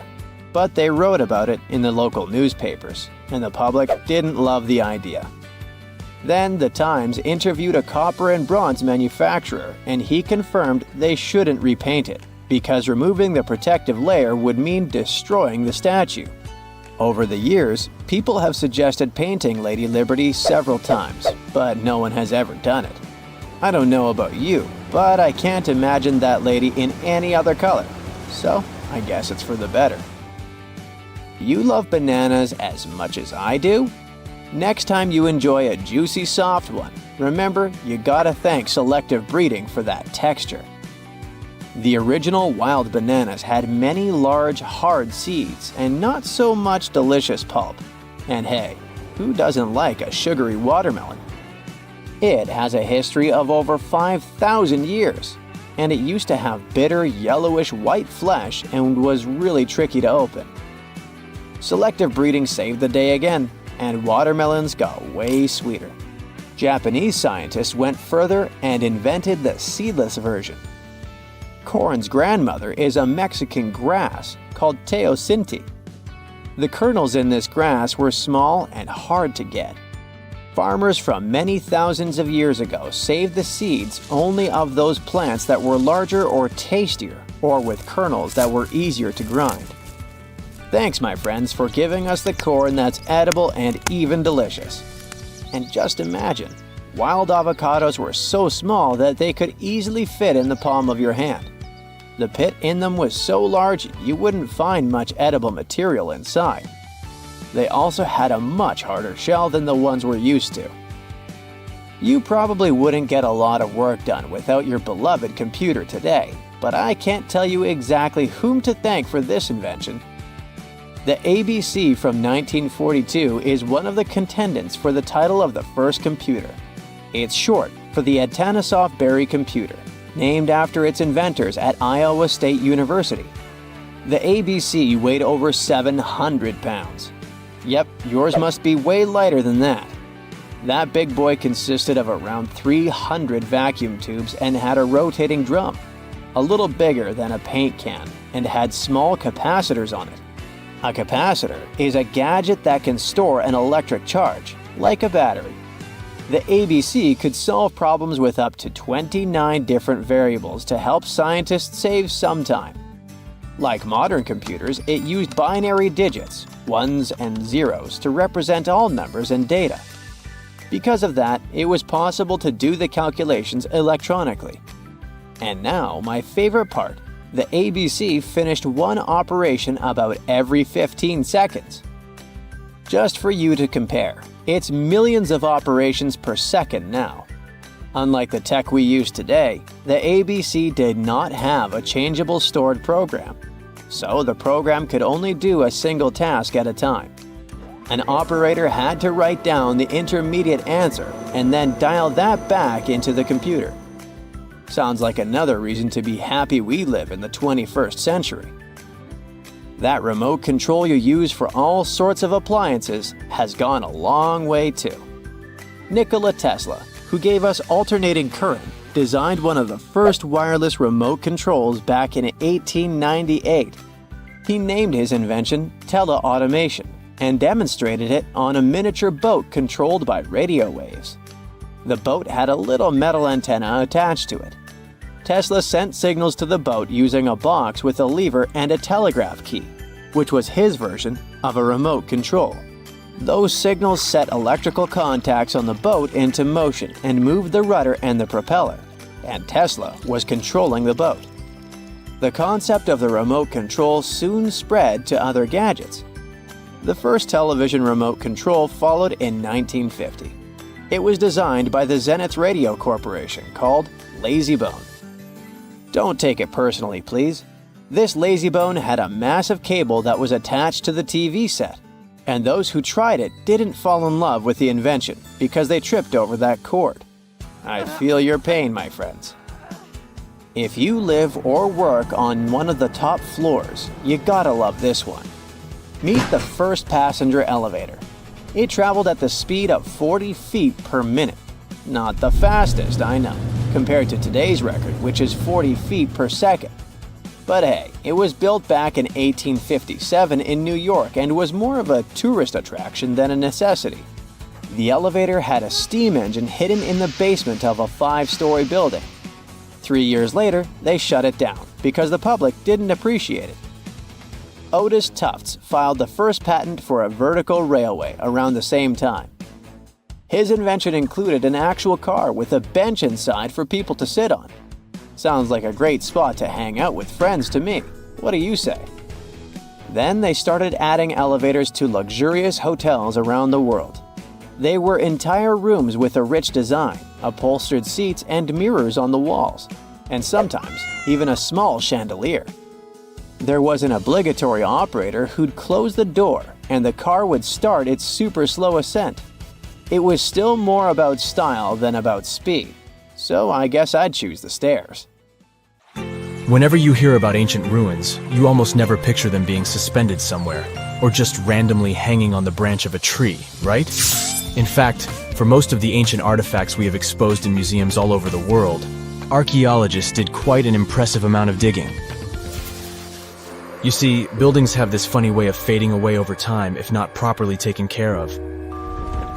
Sometimes we need to reuse some building materials, so an older construction may be sacrificed in the process. Other times, houses are abandoned, and once they are exposed to the elements on the surface, like rain or sunlight, they don't really stand a chance. Some just simply crumble away due to good old erosion. So the only way a piece of architecture can survive the test of time is if it's somehow gotten buried deep down.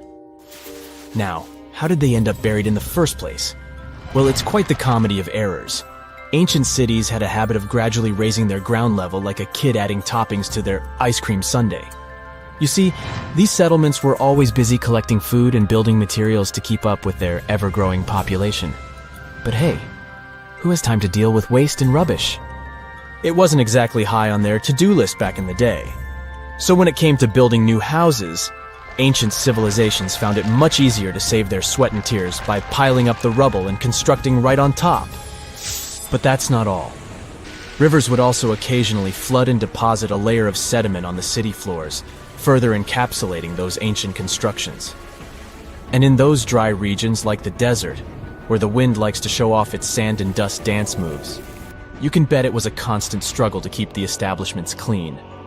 One hilarious example is the Sphinx, which had its head buried in sand until a group of archaeologists unearthed it in 1817. Some ancient towns eventually got covered up because they were completely abandoned. With less human activity to control their expansion, plant seeds couldn't resist the opportunity and sprouted all over the place. They gobbled up carbon dioxide from the air and grew, adding more and more bulk to the ground. Those cheeky roots even decided to stabilize the soil made from decaying plant matter, creating layers upon layers of earthy goodness. It's like the ultimate DIY project Mother Nature embarked on, with plants as her loyal helpers. The act of digging into the secrets of ancient civilizations is not just about unearthing a lost world. It's also an epic quest to reveal the hidden treasures beneath layers of history. But how do archaeologists know where to dig in the first place? If everything is covered in layers upon layers of sediments, debris, and plant roots, they must have some sort of system they rely on before embarking on a new project, right?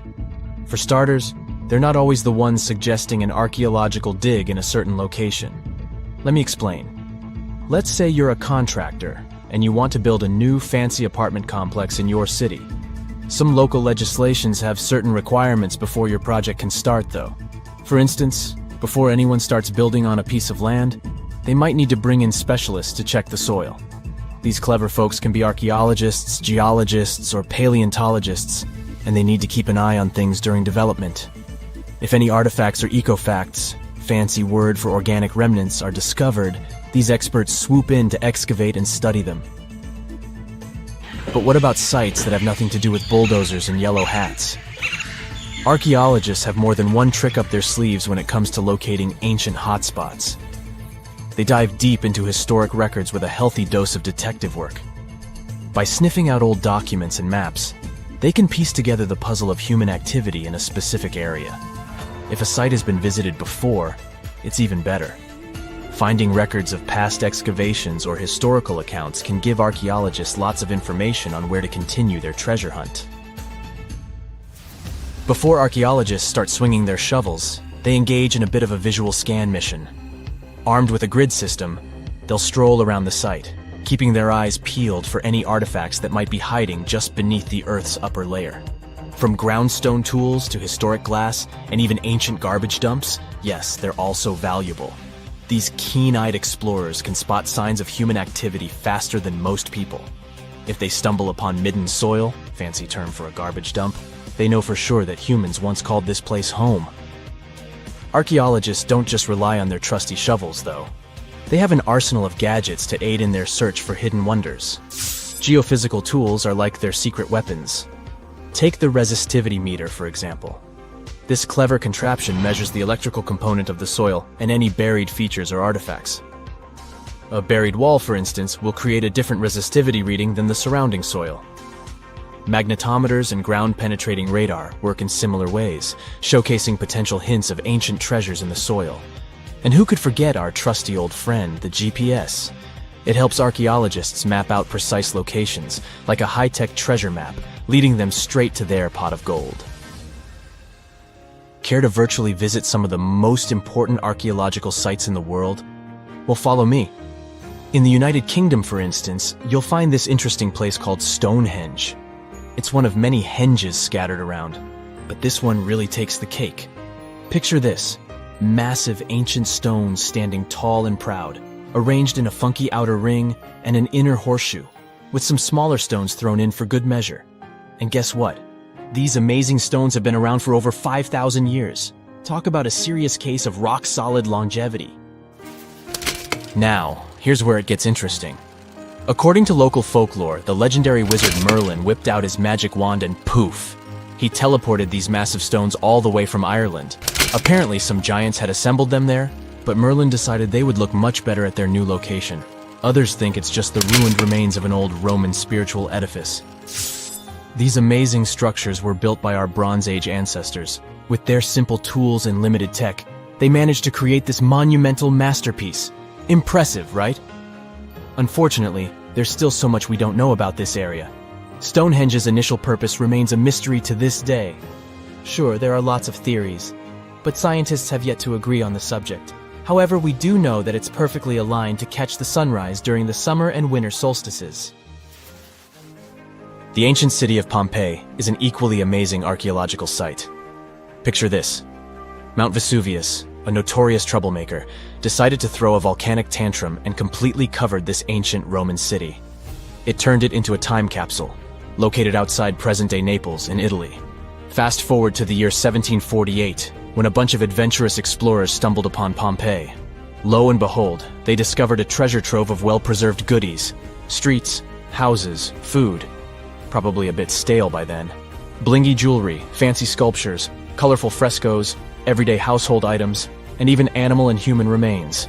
It was like an epic archaeological party. From the looks of it, Pompeii had it all. Fancy houses and villas, a massive 20,000-seat arena, cute little artisan shops, hangouts like taverns. And let's not forget the saucy spots like those luxurious bathhouses for some intense pampering. There's also the Sanctuary of Apollo, where people used to gather for their daily dose of worship. And of course, the bustling heart of the city, the Forum of Pompeii, where all the cool people used to hang out. And guess what? Pompeii is so cool that it made it to UNESCO's World Heritage List back in 1997. That's like the ultimate Hall of Fame for historical awesomeness. It also includes many other famous buildings and sites, like the Taj Mahal in India and the Acropolis of Athens in Greece.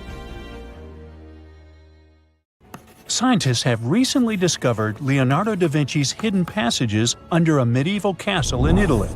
They followed a newly found 15th century sketch by the creator of the Mona Lisa and found one of the unexplored architectural wonders from the age of the Renaissance.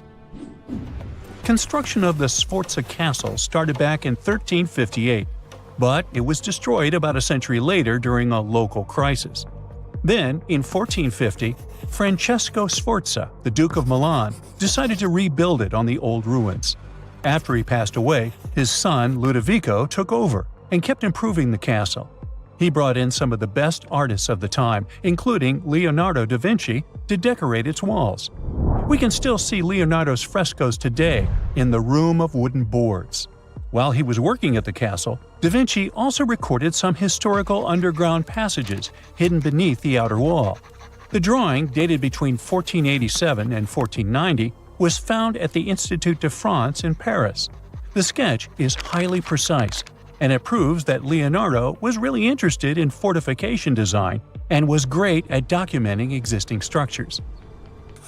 Historical records show that Ludovico ordered the building of an underground passageway that led straight to a basilica, where his wife was buried.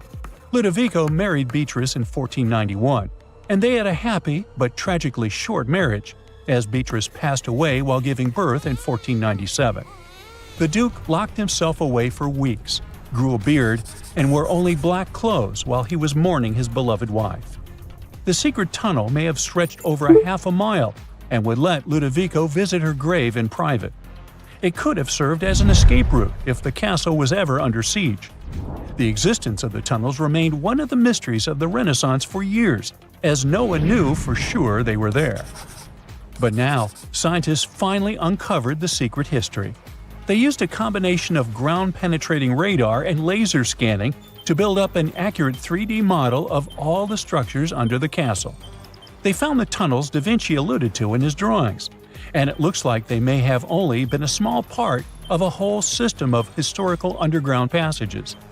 The goal is to create a complete digital twin of the castle that will not only show all the preserved constructions, but also the ancient ones that are no longer visible.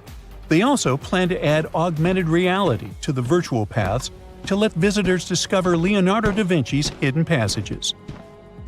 Now, we don't know if the genius actually took part in constructing the hidden passages that scientists recently discovered, but we do know about some other Leonardo da Vinci inventions. He created the first satellite-like map in 1502, long before photography or satellites were even a concept. A famous figure in Italy, Cesare Borgia, invited Leonardo to a small town called Imola near Bologna to create a highly detailed map for him. Back then, maps were not very precise, as no one had figured out how to show exact distances on a smaller scale. Instead, people spent a lot of time decorating them with dragons, roses, fancy castles, mountain ranges, flowers, and other artistic details. These maps look more like beautiful paintings meant to be displayed, rather than practical tools for navigation. But Cesare Borgia wanted something truly functional, and Leonardo managed to create something revolutionary in the field of cartography. If you compare satellite images of Imola today with Leonardo's map, the similarities are striking. He captured every alley, curve of the streets, roadways, and even the exact sizes of the buildings. And he did it all by hand, using just a pencil, ruler, compass, and several of his own clever inventions. To gather all the necessary data, the genius walked through the streets for weeks using a large wheel that spun as he moved, recording the distance with a cable. Using the magnetic compass, he determined precise directions. He also developed a tool called the bussola, which measured angles inside a circle. With this, he could track the exact turns of each street and the size of the intersections. He figured out the distances between houses and major roads. Then, back at home, he used his notes and calculations to draw the map to scale with incredible precision. In his work, da Vinci also used a technique developed by Florentine humanist Leon Battista Alberti. He created a mapping method where you could place an entire city inside a circle using polar coordinates. At the center of the city, 8 straight lines met, representing the main directions of a compass. Leonardo used this system to divide the town into 8 sections. He didn't overlook even the smallest buildings, which made his map one of the most advanced of its time. The Italian genius had a big dream to build a machine that could let people fly. He studied how birds, bats, and kites moved through the air and designed a special flying machine. He believed that if he could copy their movements, humans might be able to soar like them. Da Vinci's design looked a lot like a bat, with two large pointed wings that stretched over 33 feet wide. He planned to build the frame from lightweight pine wood and cover it with raw silk to make it strong but not too heavy. The person flying it would lie on their stomach on a wooden board in the center. To make the wings flap, the pilot had to pedal a crank with their feet, which was connected to a system of rods and pulleys. There was also a hand crank for extra power and even a headpiece to help steer. As the person moved their hands and feet, the wings would flap and twist, just like a bird's. But there was one big problem. Humans aren't strong enough to make the machine lift off the ground. Even though it might have worked once in the air, there was no way for a person to get it flying on their own. Leonardo probably realized this, but his amazing idea still inspired flying machines that came centuries later. Da Vinci was way ahead of his time with many of his inventions, but his idea for a humanoid robot was especially futuristic. He was working under the patronage of the Sforza family, the one that had those ancient tunnels of Italy built. The genius designed a mechanical knight that could move its arms, turn its neck, and even open and close its mouth. Da Vinci had good knowledge of anatomy and the mechanics of body movements that helped him. His unusual creation used an external system of cables. A hand crank set it in motion, and there was also an internal gear-driven mechanism. About 450 years later, Da Vinci's detailed sketches of the robotic knight were rediscovered in the 1950s. Several researchers tried to recreate the robot from those sketches. In 2002, a roboticist who developed systems for NASA and Lockheed Martin took inspiration from the old notes and built a functioning model of Da Vinci's robotic knight. Another design Leonardo created for Duke Sforza was a special kind of bridge that could be taken apart and carried easily. It was made for defense forces who needed to cross rivers or moats while traveling. This bridge would swing across the water and land on the other side.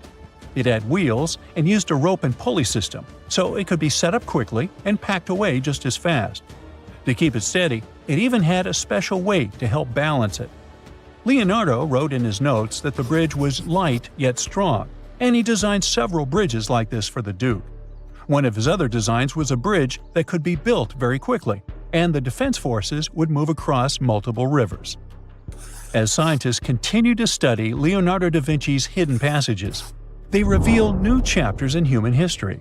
Who knows what other unexplored architectural structures they will find? What is a boat doing in the middle of a desert? You would expect to find a seagoing vessel closer to shore. This is the question archaeologists had been asking for decades. In 1988, there was a storm near one of the most important archaeological sites in ancient Egypt. A wooden structure emerged from the sand. It was hollowed out by termites. Scientists were determined to solve its mystery. In 2000, they began excavating the site near Abidos, Abidos. An American team of experts soon discovered a boat that was 70 feet long, and it wasn't alone. In total, there were 14 boats neatly resting next to each other. It was impossible to completely dig out the boats because of their poor condition. Luckily, the wood was preserved enough to get a sample. Analyses revealed that the boats were around 5,000 years old, the oldest fleet in human history to this date. The time of their construction predates the pyramids at Giza by half a millennium. Each ship of the fleet rested in a vault that matched its dimensions. The room was roughly a third of the size of a tennis court. It had mud brick walls that featured more than 120 drawings of boats. Ancient Egyptians incised them on whitewashed walls that were excellently preserved. Scientists have known about these mysterious chambers for well over a century. 1901, 1902. A British archaeologist, Arthur Weigel, stumbled upon a strange structure west of the River Nile. His team caught a glimpse of the interior walls. Sadly, a section of the roof collapsed, so they had to call off further exploration. Researchers abandoned the site, but its location remained on the maps. The boat's position first led scientists to think that they rested on a bank of the mighty Nile. But there was a problem with this theory. Today, the river flows almost 7 miles west of Abidos. Further studies of the surrounding terrain showed the Nile didn't change its course throughout history. Also, if the boats floated near a dock, they would be in unstable positions. The 14 vessels at Abidos were perfectly parallel to each other. There was only one conclusion possible. Someone had deliberately placed them like that. They must have gone through a lot of effort. Each boat had enough room for up to 30 rowers. These vessels could really float. They weren't models, but scholars still don't know if they actually sailed any body of water in ancient Egypt. This doesn't diminish the importance of the find. Previously, archaeologists found only small-scale models. In King Tut's tomb alone, there were 35 boat models. For a long time, these figurines were the only clues as to how ancient Egyptian vessels looked like. The boat's design confirms that they were the real deal. They are the earliest surviving examples of something called built boats. Ancient people constructed primitive vessels by hollowing out large tree trunks. The alternative was reed that was tied together to form a raft. The boats at Abidos had planks tied together. This was a major breakthrough in shipbuilding. During their lifetime, the boats must have seemed impressive. Timber was a valuable commodity at the time. There was no wood in the desert. Cedar had to be imported from Lebanon. The only person who could afford such luxury was the pharaoh. Studying the area around the ancient fleet provided more answers. Scientists discovered a mud brick structure where Egyptians worshipped the pharaoh. Its approximate date of construction matches that of the wooden boats. The same bricks out of which this building was made were used to encase the fleet. At the time of their construction, the rooms they were stored in had a ceiling. That's the section that archaeologists stumbled upon in the early 20th century. Just like mummies and coffins, these marvelous ships rested inside splendid vaults. The exterior of these rooms was also impressive. The outer walls originally had a plaster of white limestone. It reflected sunlight. In the desert sun, the structure housing the boats must have shone from miles away. Ancient Egyptian builders used the same technique to cover the pyramids 500 years later. Today, their surface looks jagged, but it wasn't always like this. When they were constructed, the pyramids had a top layer of fine white limestone. Their surface was smooth and it gleamed in the sunlight. Instead of stairs, the outer layer of the pyramids was more of a sleek ramp. Archaeologists were left with one final question. Which pharaoh owned the fleet? The answer lay just a mile from the site. This is where the tomb of a pharaoh from the 5th dynasty rested, King Senwosret III. Its time and style of construction matched the ones of the chambers with boats. The very end of his rule might explain how the boats ended up in the middle of the desert. The pharaoh probably passed away in northern Egypt. Then his body was transported down the Nile to Abidos in a marvelous procession of decorated boats. The vessels were later lowered to chambers near the final resting place of their owner. This had a symbolic meaning. In the ancient Egyptians' belief system, ships played a key role. Their supreme deity was Ra. He traveled through the sky during the day in the form of the sun. At nighttime, he sailed through the netherworld in a solar boat. The pharaoh identified himself with Ra. That's why he needed boats in the afterlife. That was the only way to regenerate himself. Just as the sun rises every day above the horizon. This belief existed for thousands of years. The more famous Pharaoh Khufu also had a ship. Scientists found it in 1954 next to his pyramid at Giza. It is some 4 centuries younger than the fleet at Abidos, but Khufu's ship was almost 2 times longer. The Great Pyramid of Giza and King Tut's tomb are some of the most famous archaeological finds in Egypt. But there are many more secrets hiding beneath the endless sands of the Sahara Desert. Recently, 2020, archaeologists found a lost city there. They have labeled it as the most important discovery since King Tut's tomb, 1922. The city of Aten is some 3,000 years old. Historians hope it will give them a unique insight into the everyday life of ancient Egyptians. The famous archaeologist and Egyptologist Zahi Hawass proclaimed the site a lost golden city. Aten sits some 300 miles south of Egypt's capital, Cairo. It is close to the famous Valley of the Kings. Archaeologists first found sections of mud brick walls that spread out in all directions. They discovered complete rooms with tools of everyday life inside. The research team unearthed a bakery, a residential neighborhood, and an administrative district. They all date back to the time when the Egyptian civilization was the wealthiest in its long history. They were also the first to make objects from iron. In 1911, scientists found a set of iron beads near a village in Lower Egypt, El Girza. These are the earliest known iron artifacts. The discovery is literally out of this world. Ancient people made them by beating into shape a piece of a meteorite. The 9 beads were once part of an ornate necklace. They are now blackened and corroded, which is perfectly normal for a piece of jewelry that is over 5,000 years old. They consist of an iron-nickel alloy. Researchers were impressed by the skill of ancient jewelers who processed the beads. Their craftsmanship is more impressive when you think that they didn't know the stellar origins of the material. The Great Pyramid of Giza also has a remarkable feature. An international research group investigated the electromagnetic response of the structure to radio waves. They found that the pyramid has the ability to concentrate electromagnetic energy inside it. This occurred inside its chambers as well as under the pyramid's base. It contains an underground, unfinished chamber. It seems that the electromagnetic response is connected with the properties of limestone, the Great Pyramid's main building material. The research results might have a practical application. The way solar cells and nanosensors function could be improved by this remarkable find.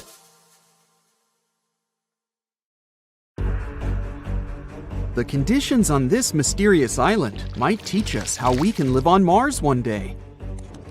Devon Island is, to this day, the largest uninhabited island on our planet. It's located in the Canadian Arctic archipelago, and it's easy to see why people find it impossible to make a home here. The soil stays frozen throughout the seasons. The eastern part of the island is covered by a thick ice cap all year round. Summers here last for less than 50 days. And by summer, I mean that the ground is snow-free and the temperatures are slightly over 46 degrees Fahrenheit. Since almost no plants are growing here, there are no animals that could have adapted to these conditions. That's why scientists compare this island to what it would be like to live on Mars. In 2001, a project started here on Devon Island looking to discover how people might live and work on other planets, particularly on Mars. It's called the Houghton Mars Project and offered NASA scientists some unique studying opportunities. There are few options here in terms of logistics and transportation, and communicating with people living outside the island is also a bit more difficult. Specialists believe that if we can find solutions to live here, we might be able to do it on Mars too. Think of it as a home-based outer space boot camp. The Pitcairn Islands can be found in the middle of the Pacific Ocean. If you're a fan of adventures and remote places, this is the place to be. But you'll need to buckle up for quite the ride, since no plane has ever reached this place. The only way to reach the Pitcairn Islands is to take a 32-hour yacht ride. No wonder only 50 people are known to live here. Its history is really interesting too. A group of people settled here in the 18th century after a failed marine mission. To this day, all the residents of the island are descending from that initial group. Life's not easy here though. If they need to see a doctor, for example, they need to travel either to the island of Fiji or to New Zealand. Now let's head over to Mexico, where recent technology has allowed scientists to explore some fascinating cenotes, which were previously unknown. Cenotes are also called sinkholes and allow us to see subterranean water bodies. A team of archaeologists, cave divers, underwater photographers, and biologists came together to explore and document the extensive network of sinkholes located in the Yucatan Peninsula. One of the hotspots is located under the main pyramid at the Chichen Itza archaeological site. In total, scientists are looking to explore about 6,000 cenotes stretched across this whole region. The whole project is important not only because of the geological discoveries, but also because of its connection to the Mayan people and their culture. These recent discoveries revealed that for the Mayans, these cenotes weren't simple water sources. They dictated the way they built their constructions and had a huge impact on their spiritual lives too. The tallest mountain in the world is Mount Everest, sure, but it's been explored by scientists and tourists alike and doesn't hold many secrets. The mysterious Ganghar Puensem, on the other hand, is the tallest unclimbed mountain on our planet. The reason behind this unusual situation is not because of its remoteness or harsh conditions. Rather, because it's against local legislation to climb it. It's located in the South Asian territory of Bhutan, and the name of the mountain translates to the White Peak of the Three Spiritual Brothers. Local tradition dictates that mountain peaks shouldn't be available to humans and need to be left to the higher spirits. Mountains in this region can only be climbed up to 3.7 miles, but Gangkhar Puensum tops 4.7 miles.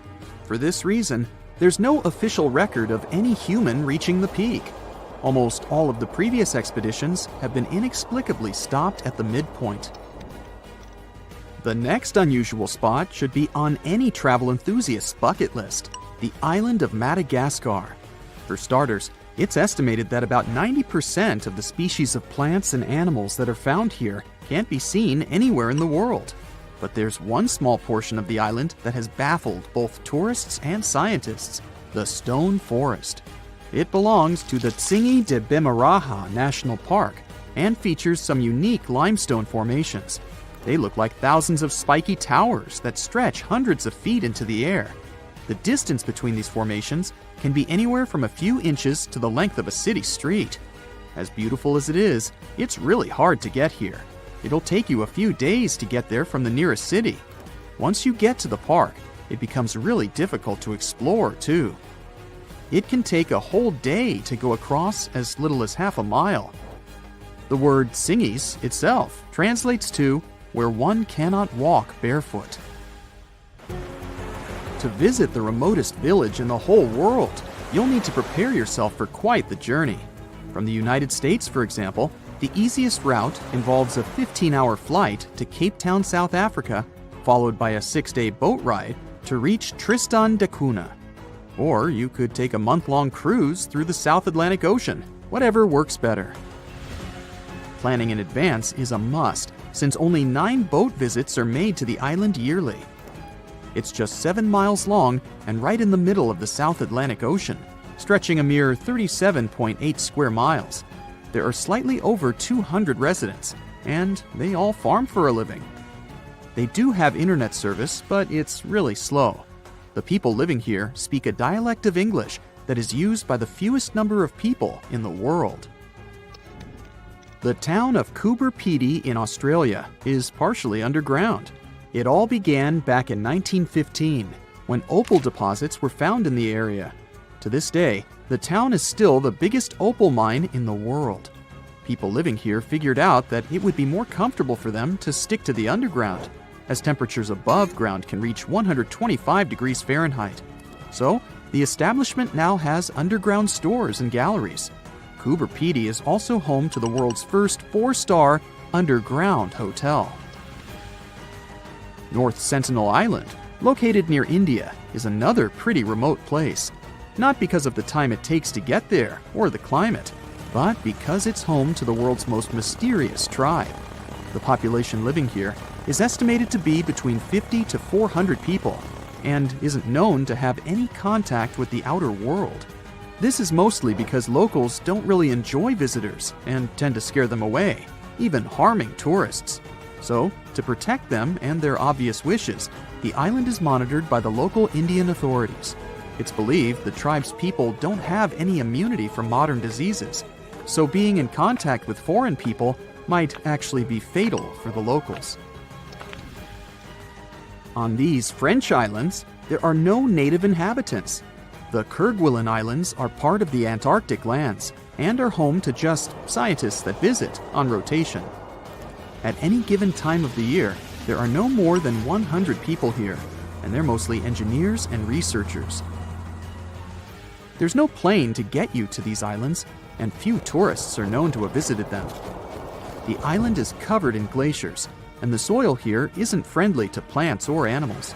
But if you're curious about what this place looks like, you'll need both the money and the time to complete the trip. You can only reach the island by ship, which reaches the shores of Kerguelen only 4 times a year. It isn't cheap to stay in these islands, and you definitely won't find 5-star hotels here. The trip departs from Réunion, and it takes about 28 days to reach the first island. Half of the time will be spent at sea, So be prepared to cover over 5,600 miles of the Indian Ocean. There are many myths around arguably the greatest structure ever built by humans, the Great Wall of China. Some say it's so grand that it's visible from space. Others claim that you can see it from as far as the moon. Other theories suggest that the builders of the wall were left inside. Well, sorry to disappoint you, but all these impressive stories are just myths. But even with those stories busted, the Great Wall of China is an impressive and truly breathtaking structure. So let me tell you its true story. Today, China is one of the most populated countries in the world, counting as many as 1.4 billion residents. It's also one of the oldest nations in the world. It has 3,500 years of continuous written history, but the civilization existed long before that. There is a theory that while the European continent, for example, was most likely reached by humans from Africa, China wasn't populated by settlers that came from somewhere else. Some people believe that the Chinese civilization got formed from local Stone Age people who lived on the territory since the prehistoric period. So now, the Great Wall of China. It's truly big even by today's standard, stretching for over 13,000 miles. To imagine it better, it's almost 5 times the distance between New York and Los Angeles. Or even a bit greater than the distance between the North and South Poles. Even in modern times, people have never built anything close to this big. Of course, it didn't take a day to build the Great Wall of China. 2? Keep going. In fact, the wall was being built for centuries. Maybe you know that ancient cities had walls around them to protect themselves from invaders. Yes, Chinese cities had them too. The first Chinese emperor united the country in 220 BCE and got a brilliant but very ambitious idea to turn all city walls into one big wall that would defend the country's border against attacks from the north. A trusted general directed the construction, enrolling a big group of workers, soldiers, commoners, and convicts. Back then, the wall was built of rammed earth and wood. In some places that were strategically important, the sections of the wall overlapped to provide maximum security. The walls were around 26 feet high on average. But the Great Wall didn't yet look like the construction we know today. Every next emperor would pick up the big wall project, strengthening and extending it, repairing, but also modernizing construction techniques. Some used bricks to build it. Others moved on to granite and marble blocks. Watchtowers and platforms weren't there from the beginning as well. They were added by Ming emperors. The watchtowers made it possible to communicate with other parts of the wall through smoke and fire messages. So, the wall is quite inconsistent in terms of material, but it only adds more charm to the construction and shows how much effort and time it took. The reasons why some parts of the wall have been standing for centuries and are still in good condition is glutinous rice flour. Turns out, this sticky rice mortar is almost like cement. It's very strong and waterproof, sealing the bricks so tightly together that even sneaky weeds can't grow between them. You may also notice that some bricks have writings carved on them. They were left by the workers who were building the wall. The purpose of those writings is quality assurance. They contain such information as location, quantity, and responsible officials. So, in the case of some problems with the quality of materials or constructions, it would be known who should be held accountable for it. Recently, a research group has looked through official historical documents of the Ming Dynasty that ruled China from the 14th to the 17th centuries. They came across records of secret doors in the Great Wall, so they decided to find them. They used a flying robot to capture continuous centimeter resolution photos of the wall. They photographed 90% of the wall that was built during the Ming Dynasty and discovered the remains of over 220 secret doors along the wall.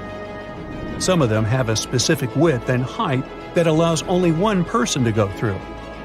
Others are large enough to allow 2 horses to pass at the same time. Why are the doors there? Well, the Great Wall's main goal was to protect the country from the enemy. Building doors that could let the enemy in would undermine the whole point of having a wall. So, of course, the doors were secret passages. They perfectly matched the surroundings topographically, and the exit on the outside was camouflaged with bricks so that it was almost completely indistinguishable from the brick wall. The wall was never just a defensive wall, and it was never completely closed. It could be opened on demand. It was also a structure used for trade and commerce, communication between inside and outside the wall, and of course for defense and spying. Some doors were used for trade with the other side. Through smaller doors, a person would sneak out to spy on the enemy that lived on the other side. The hidden gates were also useful for a sudden attack. As you remember, some gates were camouflaged with brick on the outside. The exit was so indistinguishable that the enemy had no idea exactly where it was located. The inside entrance for Chinese soldiers was hollow, so they could walk through the wall and break the camouflaged exit gate from the inside, starting their surprise attack. Now, even though the main point was to prevent outsiders from getting into the city, the wall wasn't too effective on that matter. It could still be climbed over or marched around. So the wall was being watched at all times, and the guards gave signals to the troops if they saw the enemy approach. Also, the wall provided more time to mobilize and bulk up the country's forces or lure the enemy troops into a difficult strategic position. The construction stopped at the end of the 19th century. The wall lost its strategic and military importance due to technological advances. Over the centuries to today, only 8% of the Great Wall is in good condition, and the rest is damaged. Also, around 1/3 of the wall has disappeared without a trace, due to both natural erosion and human damage. I guess you could say it's now just a pretty good wall. As you remember, the first parts of the wall were built out of rammed earth and wood. These are not the most unfailing materials if we're talking about thousands of years. Also, destructive farming methods have turned large areas into a desert and contributed to erosion. Also, many bricks were taken away from the wall in the last century to be used in building farms and houses. The wall is being deconstructed stone by stone even today, but this time by tourists. Quite a few of them take a stone as a souvenir. That's a total of a lot of stones, considering that over 10 million tourists visit the Great Wall every year. Since 1987, the wall has been a UNESCO World Heritage Site, highlighting that it has an outstanding importance to humanity. The wall is one of China's 56 World Heritage Sites, second place among countries with landmarks protected by UNESCO. Who's first, you ask? Well, the top spot, with 58 World Heritage Sites, belongs to Italy. And do you know that the wall isn't only a famous tourist attraction, but also the location of the Great Wall Marathon? It's a marathon that was established in 1999 and is one of the most challenging ones in the world. You guessed right, people run along the wall, including all the steps. There are 3 distances, so that participants can run a full marathon that is 26 miles, a half marathon that's 13 miles, or just have a fun run of 5 miles. We've all been afraid of the dark at some point in our lives, haven't we? I mean, do you remember getting tucked into bed by your mom or dad after they read you some scary fairy tale with monsters and dragons, or even dinosaurs? But just as your parents were about to turn the lights off and silently step out of your room, you remembered. What if there was something hiding under your bed? Or worse, what if some spooky creature was stuck somewhere in the closet? You could probably get up and check, but it was too dark out there. Wouldn't it be great to have some source of light that would come from within your body? You could always use it whenever you get surrounded by darkness. Unfortunately, as humans, we aren't able to do that. But there are a bunch of creatures out there that can, in fact, light themselves up. That's thanks to a little something scientists call bioluminescence. Animals and fish living in the ocean tend to have this talent more often than others. And you can find these creatures anywhere, close to the surface or deep down at the bottom. 2.5 miles deep if you have a knack for numbers. These creatures use their light for a lot of things, like communicating with other members of their species, luring in prey, and even scaring away enemies. Bioluminescence is basically an organism's ability to emit its own light. Chemistry has a lot to do with it. Such animals use two chemicals, one called luciferin and the other called luciferase. Add a bit of oxygen and bam! Light! Should you ever wonder if you actually observe bioluminescence or if someone just dropped a glow stick in the ocean, be on the lookout for neon blue, green, or even red sparkles in the sea. They're usually spread over a large area. This can even make the water look like glitter or a starry sky. You can thank squid, tiny crustaceans, and algae for this romantic atmosphere. Now, I've got another unusual phenomenon for you. How about a golden waterfall? I'm not kidding, it actually exists, and it's a natural phenomenon. To see it, you have to drive to Yosemite National Park to the Horsetail Fall. Make sure to plan your trip in winter or early spring. That's the only time during the year when you can see this awesome phenomenon. It doesn't need any scientific explanation. It's nothing more than sunlight at dusk hitting the waterfall in such a unique way that it makes it look like a river of lava. Or gold, your choice. That's the reason why during this time of year, the Horsetail Fall is also named the Fire Fall. Unfortunately, this phenomenon is becoming less and less visible within the years, mostly because of drought and other issues connecting with the melting of snow. So, should you ever decide to visit, keep an eye on the waterfall, since the effect is very brief. Ever heard of a dirty thunderstorm? It's also called volcanic lightning. Apparently, specialists looking into the phenomenon have yet to fully grasp what it is. When a regular thunderstorm happens, particles with positive and negative charges collide, hence the giant spark we call lightning. It also makes a lot of noise, which you can recognize as thunder. But when a volcano is erupting, some of the volcanic ash particles get electrically charged, and while getting projected into the air with a huge force, they collide and cause electrical discharges. This whole process makes it look like there's lightning coming from the volcano itself. Imagine all that ash, gas, and smoke coming from the crater, and then add some electricity to the mix. It'll make the whole picture look really bizarre. No wonder this phenomenon is called the dirty thunderstorm. Now, how about clouds that look like waves? Those are called asperitas clouds, and they're actually quite close to the ground, unlike your regular day-to-day clouds. The name comes from the word aspero, which in Latin translates to rough or uneven. On rare occasion, you may spot such clouds when the weather is calm, but they're mostly associated with thunderstorms. These clouds appear during unstable atmospheric conditions, and surprisingly, they don't produce rain. Even though they do resemble dark storm-like clouds, they also create random patterns, tricking your eyes into thinking you're looking at the surface of the sea from under the water. Another impressive kind of cloud is called mammatus clouds. What makes them so special is a series of bulges emerging from the base of each cloud. One such cloud enters a level in the atmosphere where the wind direction changes. You can see these wave-like patterns in the sky. Australia is the place for you if you like surfing, but not all the waves you can catch there are made of water. Near a town called Hayden, there's a mysterious wave made out of rocks.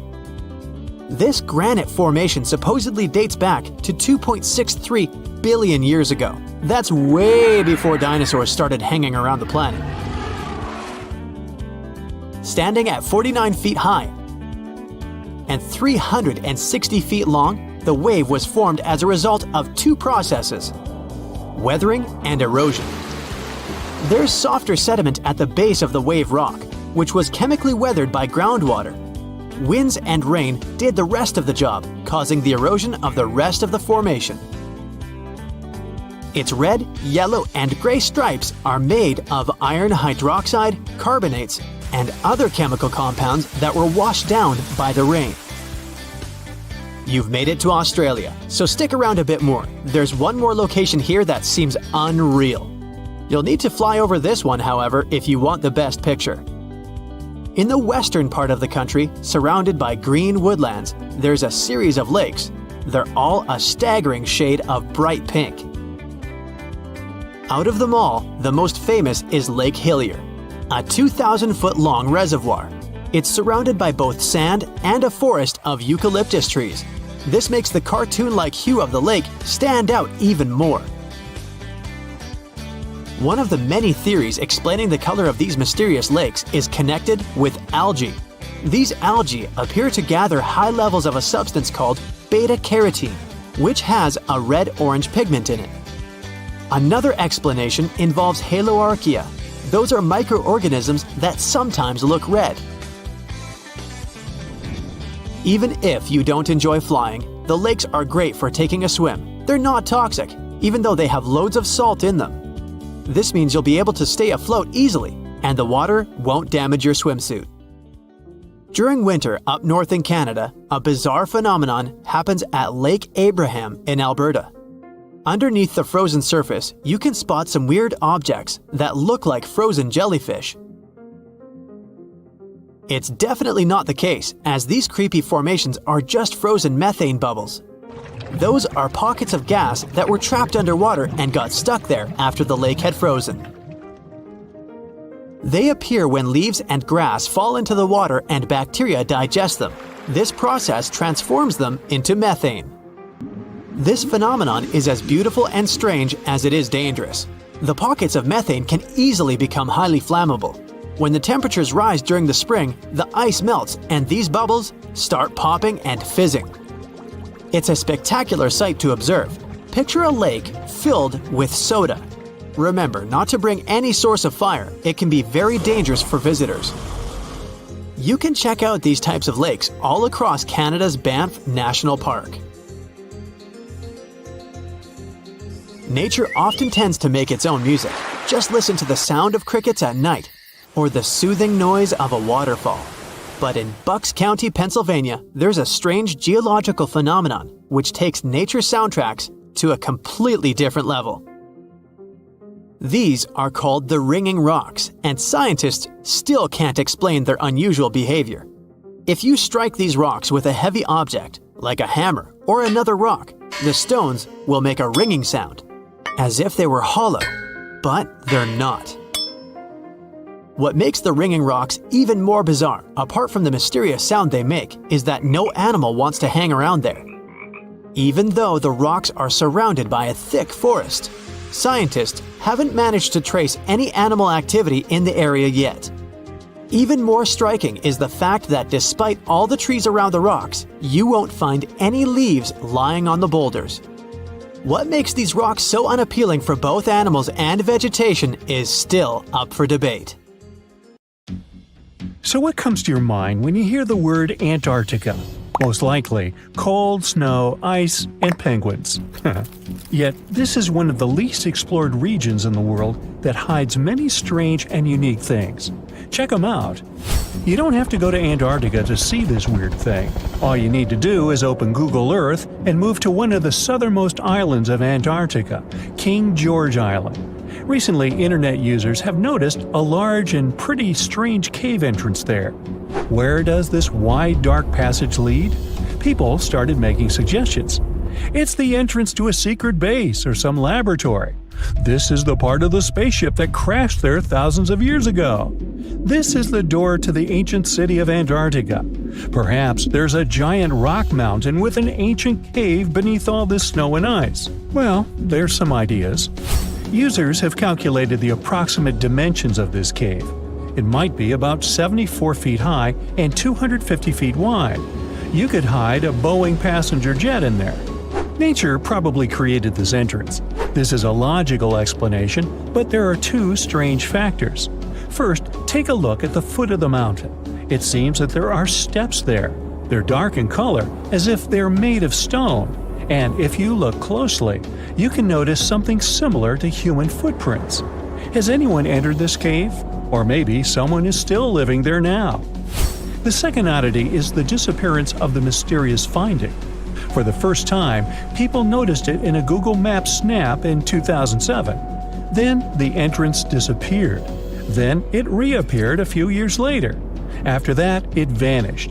And in 2022, people saw it again. Perhaps old snow melts, a new layer falls, and then the wind blows it away and the cycle repeats. But the alleged steps leading deep into the cave make one doubt the natural origin of this tunnel. You can easily find the coordinates on the internet and visit the cave via Google Earth.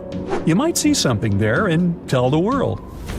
There's another strange thing people discovered with the help of Google Earth. In 2020, one user found a strange object that looked like a giant ship 100 miles off the coast of Antarctica. It was covered with ice and snow and lying on its side. It looked like a cruise ship. You could notice the windows, the deck, and the bridge. But not all people agreed with this. Some claimed it was a spaceship. Others said it was some kind of secret building. The user who first noticed the ship stated that its size was about 400 feet, which is the perfect length for a passenger vessel. But what is this ship doing in such a remote place in the middle of a glacier? How did it get here? Who was its captain? No one has found the answers to these questions yet. In 2016, people using Google Earth discovered a photo of an unknown sea monster floating off the coast of Antarctica. This creature resembled a giant squid with a length of about 200 feet. This is slightly shorter than 3 train cars. Just imagine this kraken swimming in Antarctica's dark, icy waters and dragging to the bottom everything it meets on its way. Maybe it's the great and terrible Chulu, or one of its offspring. You will quickly notice this blood-red waterfall among Antarctica's endless, dazzling white landscapes. Don't worry, it's not blood. For many centuries, the waterfall has been painting snow in a bright red color. The stream flows straight out of a white iceberg. Let's look inside and find out what's happening there. Millions of years ago, there was a small crystal-clear pond, but then a glacier formed around it. A thick layer of ice and snow blocked sunlight, heat, and oxygen access. For millennia, the reservoir remained in this cold vacuum. But at one point, the water made a hole in the icy wall and broke out. When this salty water comes into contact with oxygen, it immediately turns scarlet or rusty. Antarctica is the only place where you can find such a unique natural phenomenon. One of the driest places on Earth is located in Antarctica. It's one of the most lifeless deserts in the world, the McMurdo Dry Valleys. In this desert, you won't see the scorching sun, hot sand, and cacti. A desert means a place with a lack of precipitation and life. The McMurdo Dry Valleys meet these parameters. But this place is also unique for Antarctica, since you won't find glaciers there. Despite the frost, ice can't form in the desert because it hasn't rained for millions of years there. It also never snows. A strong wind coming from the mountains reaches speeds up to 200 miles per hour. It would be difficult for you to stay on your feet there. The wind is filled with moisture. It heats up and evaporates all the liquid and snow in the desert because of its high speed. Only dry air reaches the ground.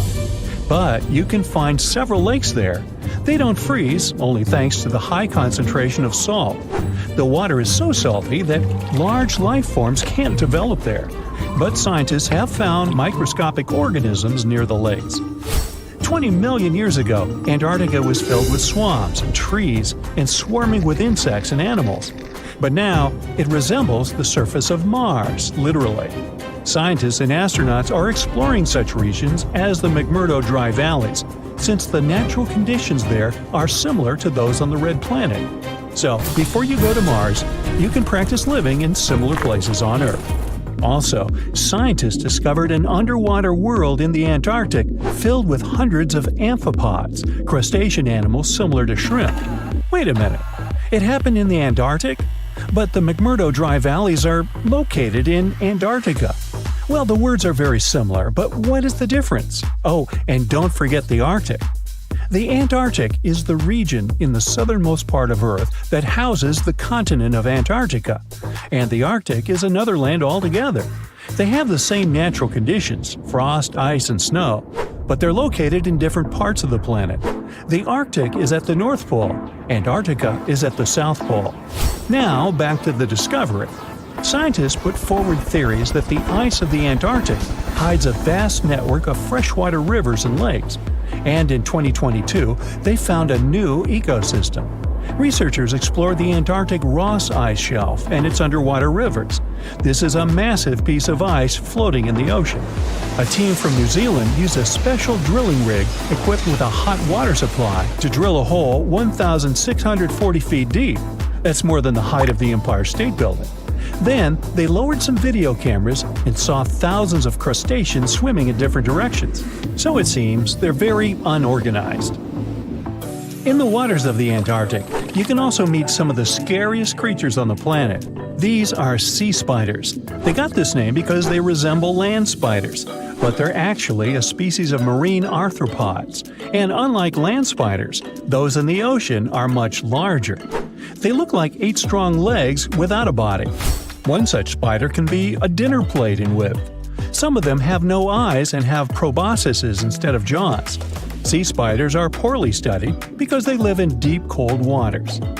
Antarctica hides many little-known animals. There are long tunnels in its glaciers leading to scary darkness. On this cold continent, people have found the remains of giant dinosaurs and other ancient creatures, such as the ancestors of modern ducks. Many underground rivers and lakes hide unexplored wildlife. Even the ice here can be weird. Take a look at these striped icebergs. They have blue, black, green, and turquoise shapes. The color depends on the conditions of the water during freezing. For example, green lines appear because of algae, blue ones form when the water freezes too quickly. Okay, I'm freezing. Time to go thaw somewhere warmer. Hawaii. Yeah. So hi, how about exploring some cool and unusual artifacts from the past? Let's go! Have you ever heard of Chinese magic mirrors? These mirrors were made of solid bronze. They had 2 sides. The front was a shiny polished surface, similar to our typical mirrors. It was the back that did the magic. When bright light fell on the mirror, it looked as if it was transparent, and the pattern on the back of the mirror got projected onto the wall. The backside could have different designs on it, depending on what its creator wanted to depict. Since the mirror was made out of bronze, no one expected this optical illusion to occur. These ancient artifacts date back to 2900 to 2000 BCE. They became popular in China and were produced in large numbers at the time. Eventually, their fame faded away. For centuries, the magic of these mirrors baffled both people and scientists. In the 11th century, Chinese scientist Shen Ku decided to study the mirrors. He conveniently had 3 of them. He was surprised by the ability of the metal to act as if it were transparent. He believed that some tempering techniques created surface wrinkles on the mirror to make it translucent. Yet these wrinkles were imperceptible to the human eye. It turns out he was right. Many scientists tried to decipher the open mirrors over the centuries, but remained clueless. Finally, in 1932, William Bragg discovered that Shen Ku had been right about imperceptible surface wrinkles all along. Every once in a while, people open multiple tabs in a browser and come to a point where there's no room for a new tab. Apparently, this had also been happening long before computers and the internet were invented. Meet the 16th century browser. This is a full-size book wheel. It's kind of a custom-made rotating bookshelf. Gregory Hayworth, a specialist in textual science, says that this tool has a system of epicyclic gears. That means that the book wheel has a working principle like a planetary system. One gear rotates around another. The shelves of the device maintain a constant 45-degree incline that holds the book securely as the giant wheel turns. Back then, people used the tool while writing encyclopedias and editions of classical works. In this kind of work, a person has to have many books open simultaneously so that the information from multiple sources can be gathered easily. Italian engineer Agostino Ramelli is the inventor of this piece of early modern machinery. What if I tell you that sponge divers in Greece accidentally found an ancient computer? They pulled out this artifact from a shipwreck near Antikythera Island in 1901. Scientists called it the Antikythera mechanism and labeled it as the first mechanical computer. The machine looks like a hunk of bronze, but it has some kind of mechanism composed of gears and wheels. So, experts first assumed that it was an astronomer's tool. After an X-ray scan, though, they found out that the instrument was far more complex than they thought. The artifact was meant to calculate astronomical positions, track the 4-year cycle of athletic games, and so on. It contained a box with dials on the outside and had an assembly of gear wheels attached. It's still unknown who built an instrument with this level of artistry 2,000 years ago and why this technology was lost. After seeing how sophisticated the device was, scientists accepted that their perception of ancient Greek engineering wasn't really accurate. Professor Michael Edmonds of Cardiff University admits that based on the knowledge they have, this mechanism shouldn't even exist. Edmonds says the machine is one of a kind, and its astronomical calculations are precise. For him, the Antikythera mechanism is more valuable than the Mona Lisa. In 1929, scholars working in Topkapi Palace Museum in Turkey discovered a map. It became famous for being the oldest map showing the Americas. Perry Rees drew this detailed map on a gazelle skin in 1513. He depicted Europe, North Africa, the coast of Brazil, and several islands, such as the Azores and Canary Islands. The most exciting thing is that he created the map only 21 years after Columbus had set foot in the New World. Well, it was new to him. Perry Rees was a maritime scholar and a successful naval commander leading the Ottoman fleet. Yet, while drawing the map, he relied not only on his expertise in sailing. He created it by assembling and referring to 20 other regional maps, like the Arab map of India, 4 Portuguese maps, and the map of the western parts drawn by Columbus. Yes, the part he got from Columbus raised the heartbeat of many historians. Columbus drew a map during his 3rd voyage to the New World and sent it to Spain in 1498. It's assumed to be lost. Surprisingly, historians can now understand what Columbus noted down by looking at Perry Rees's map. Fun fact, he also drew another world map in 1528. Even though only about 1/6 of this map has survived, it's clear that it described the northwestern part of the Atlantic, the region from Venezuela to Newfoundland, and the southern tip of Greenland. The map also showed Antarctica centuries before its discovery. Historians had to rethink the chronology of history after getting this crazy information. Perry Rees described Antarctica's topography without ice in great detail. In the 1930s, workers found dozens of stone spheres in Costa Rica. Locally, they're known as bolas de piedra, literally stone balls. They were made by a civilization lost in time. What's interesting about these balls is their shape. They are perfectly spherical. How ancient people could make such precise shapes is a mystery. The spheres are of different sizes. Imagine a small one, like a tennis ball. Then put another one next to it, 7 feet in diameter. The largest spheres weighed 16 tons. Archaeologists are sure that these balls are human-made. Yet their purpose remains unclear. Some archaeologists claim that the spheres could represent the solar system or could be inspired by various stages of the sun and the moon. Others say that the stone's placement refers to the houses of chiefs. Most of the stone spheres were sculpted from granodiorite. It's a hard rock similar to granite. Experts believe that ancient people used smaller rocks from the same material as tools to shape these spheres. They also think that sculptors probably heated portions of the stones and then cooled them rapidly. This could have helped them to remove the outer layers of rock. Our next one is an ancient battery set found in Iraq in 1936. The set consists of a ceramic pot, a copper cylinder, and an iron rod. At the top, the iron rod is isolated from the copper by asphalt. and both the rod and cylinder fit inside the mouth of the jar. The copper cylinder isn't watertight, so if the pot was filled with a liquid, it would surround the iron rod as well.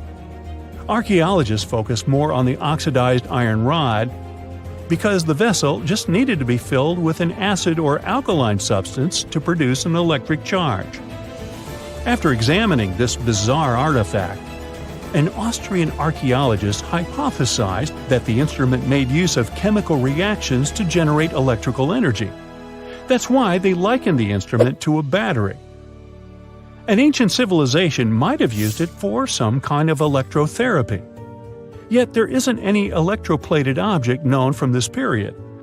So Koenig's hypothesis was rejected by many archaeologists, but nobody has proven him wrong either.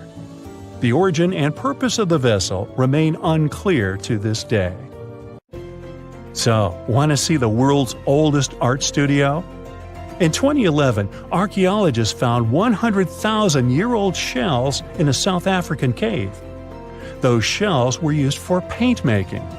A coating of bright red powder on the inside of a pair of shells is the proof. Archaeologists say they found a complete kit used to produce a pigmented mixture. Now, in a different part of the cave, several paintings were displayed with little price tags on them intended for sale. Nah, just kidding. Although that big one over there would look good over my couch. If you come across a well in Portugal, resist the temptation to gaze into its depths. The inverted tower in the enigmatic city of Sintra sends chills through those who encounter it as it spirals down a daunting 88 feet into the underground. It certainly wasn't designed to collect water, yet its true purpose remains a closely guarded secret. Dating back to around 1904, this well could have been involved in a mysterious initiation tradition from the Knights Templar. The Templars had faded into history almost 6 centuries before the construction of this pit, but their enigmatic traditions were revived by later generations.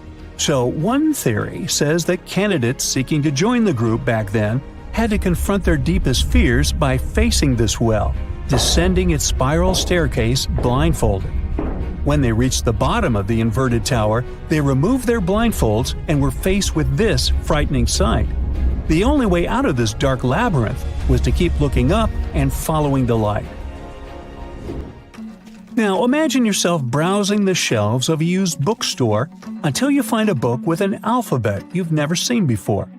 You decide to use an image translation app but find no matches. Intrigued, you buy the book. Then you show it to your friends and family, but nobody recognizes that alphabet.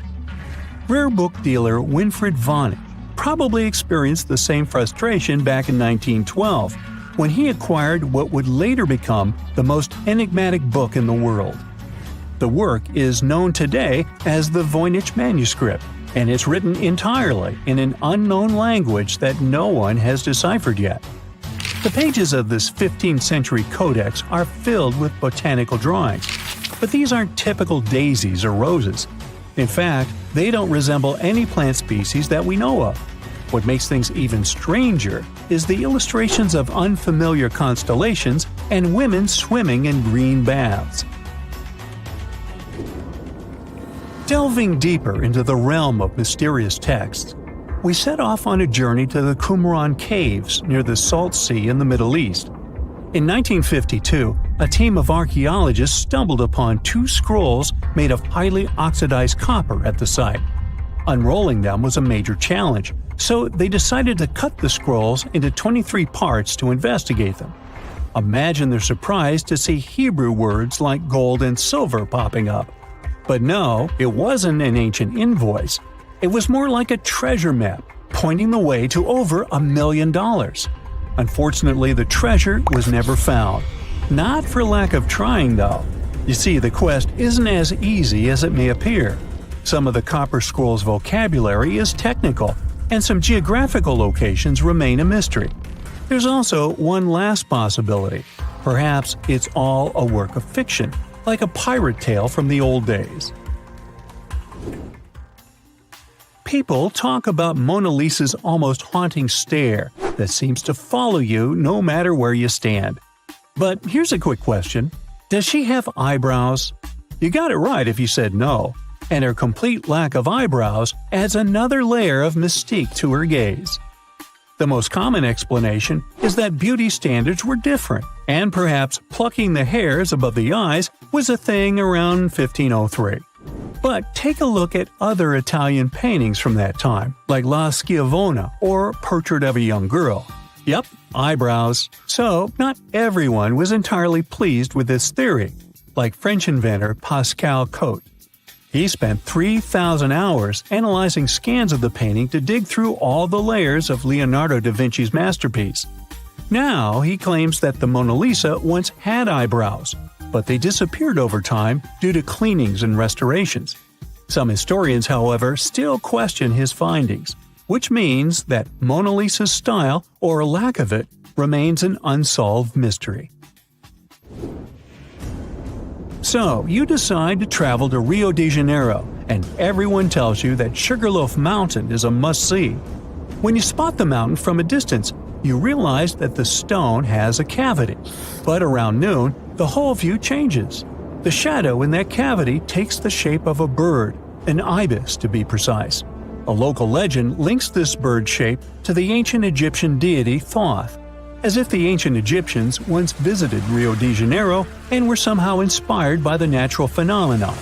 But it's probably just a big coincidence. I mean, literally. The real mystery, however, lies in the waters around Sugarloaf Mountain. In the 80s, archaeologist Robert Marks got a tip from locals about a treasure hidden beneath Guanabara Bay. He dove in and found quite a few Roman amphorae. You know, those ancient vases with two handles? His discovery could potentially provide evidence of a Roman shipwreck that might have reached Brazil 17 centuries before the Portuguese even set foot there. However, he couldn't proceed with his research, and to this day, the idea of the Roman presence on Brazil's coast remains uncertain. The true location of Cleopatra's tomb isn't the only ancient Egyptian mystery. Many secrets are carved into the walls of ancient structures, like in the Temple of Seti I. Take a close look at this hieroglyph, and you'll notice that it resembles a modern-day helicopter. Look to the right, and you'll see an engraving that looks like a submarine. Odd, right? The most reasonable explanation for this has to do with the legacies of different rulers. When a new pharaoh came to power, they had their own hieroglyphs added over the original ones. But this is still a topic of debate, as some Egyptologists believe that these mysterious hieroglyphs may represent some kind of ancient technology. The same applies to the Dendera light. The image found in the underground passageway of the Hathor Temple is a subject of significant controversy in Egyptian history. Some researchers suggest that the inscription simply represents a rising sun, while others interpret it as evidence of some kind of modern lighting system. And it does indeed resemble Crookes' tube, one of the early experiments with electrical discharges. Although there's no concrete evidence of ancient Egyptians having modern electricity, some historians believe that this theory could help explain why many discovered tombs don't have any residues left behind from the use of oil lamps or candles. A lot has been said about the mysterious pyramids of Egypt, but many people tend to forget that other inexplicable structures had already existed even before them. Our next stop takes us to Turkey. The top of a hill known as Gobecletepe, near the city of Urfa, holds an ancient secret. It features more than 20 circular stone enclosures dated back over 11,000 years. Many of these have heavily carved stone T-shaped pillars adorned with eerie human figures with folded hands. The most accepted theory is that it's the world's first temple, likely used for rituals or social events. But the greatest mystery lies in how it was built, as this site existed before the domestication of animals or the use of metal tools. So the construction must have been very difficult, challenging our understanding of the historical timeline. Now, I hope you're not afraid of heights, because we're about to take a flight over the Nazca Lines. You've probably already heard about these massive mysterious drawings etched into an arid region of Peru. They come in many different shapes, like a spider, a monkey, and even a Google-eyed ET that is probably just a fisher. Anyway, this story got some fresh chapters in 2022 when an additional 168 new drawings were discovered. The original ones could only be seen from the air, but these new ones are much smaller and can be observed from the ground. However, one thing they have in common is that their purpose remains totally unclear. Some might call them the largest-scale calendar in the world. Others suggest that they served as a tool for agricultural purposes. Of course, many theories have emerged in an attempt to give the Nazca lines a meaning, but the truth is that they remain some of the most important unsolved mysteries in history. We all grew up believing that Stonehenge is the world's most ancient observatory, but now it has some serious competition for the title.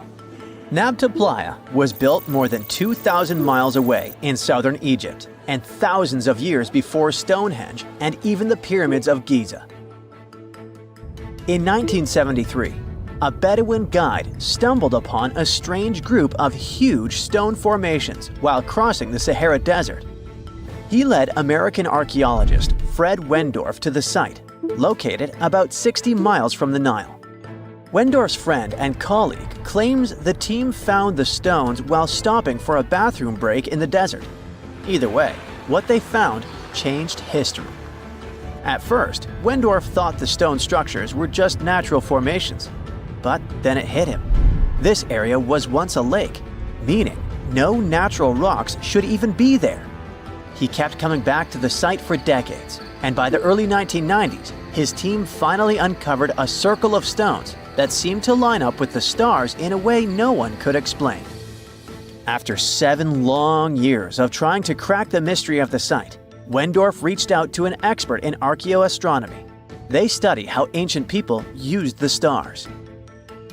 One evening, while the expert sat in the cool desert sand staring at the stones, he realized that they formed a pattern radiating outward from a massive burial mound. One by one, as they dug into the sediment, the buried megaliths started lining up like spokes on a wheel. The team had already used radiocarbon dating to test samples from fire hearths and tamarisk wood roofing found inside the stone circle. Nabta Playa had dozens of standing stones, all a few feet tall.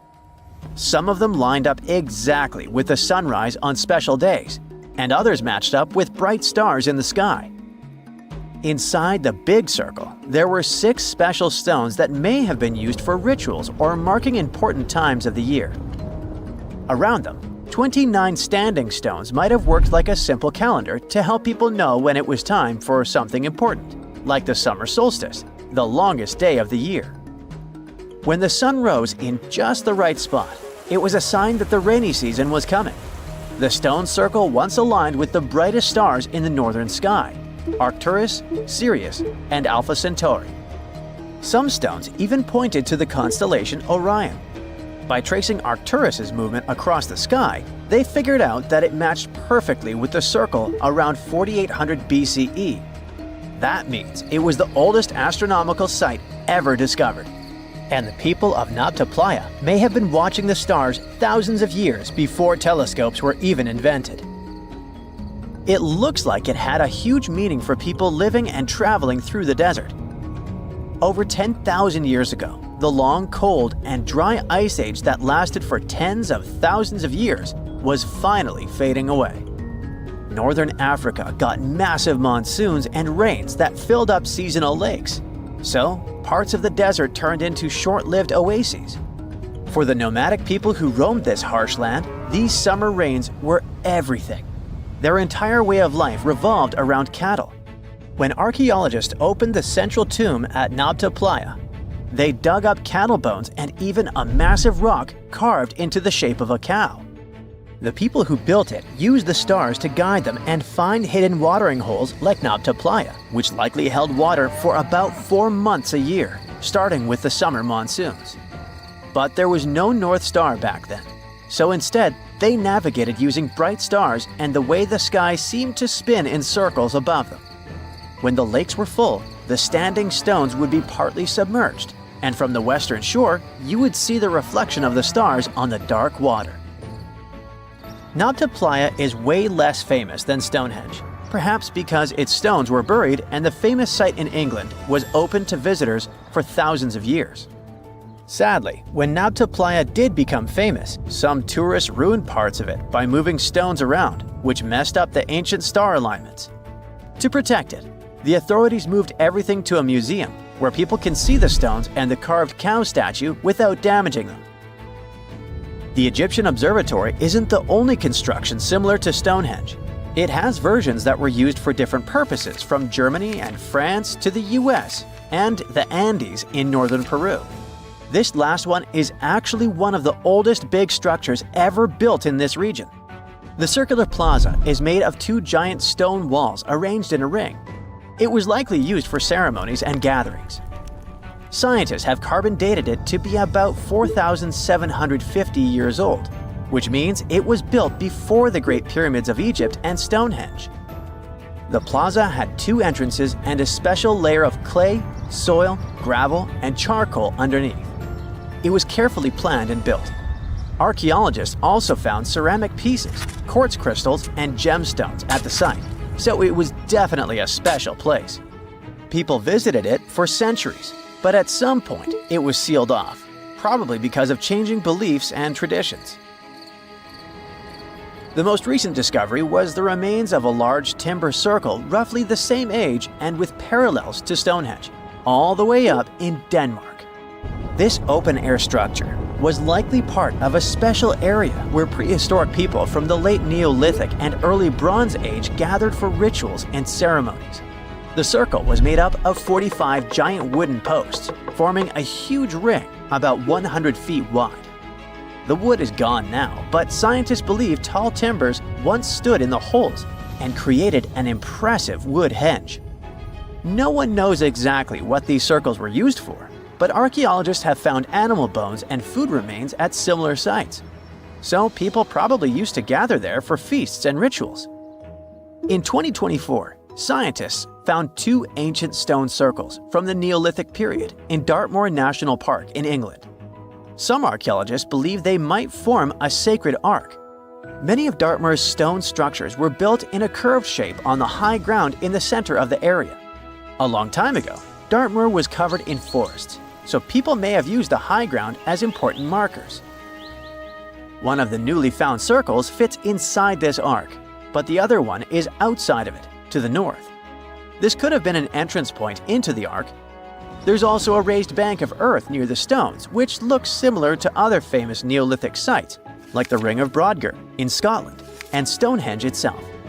This means the people who built these circles may have visited Stonehenge or been inspired by it.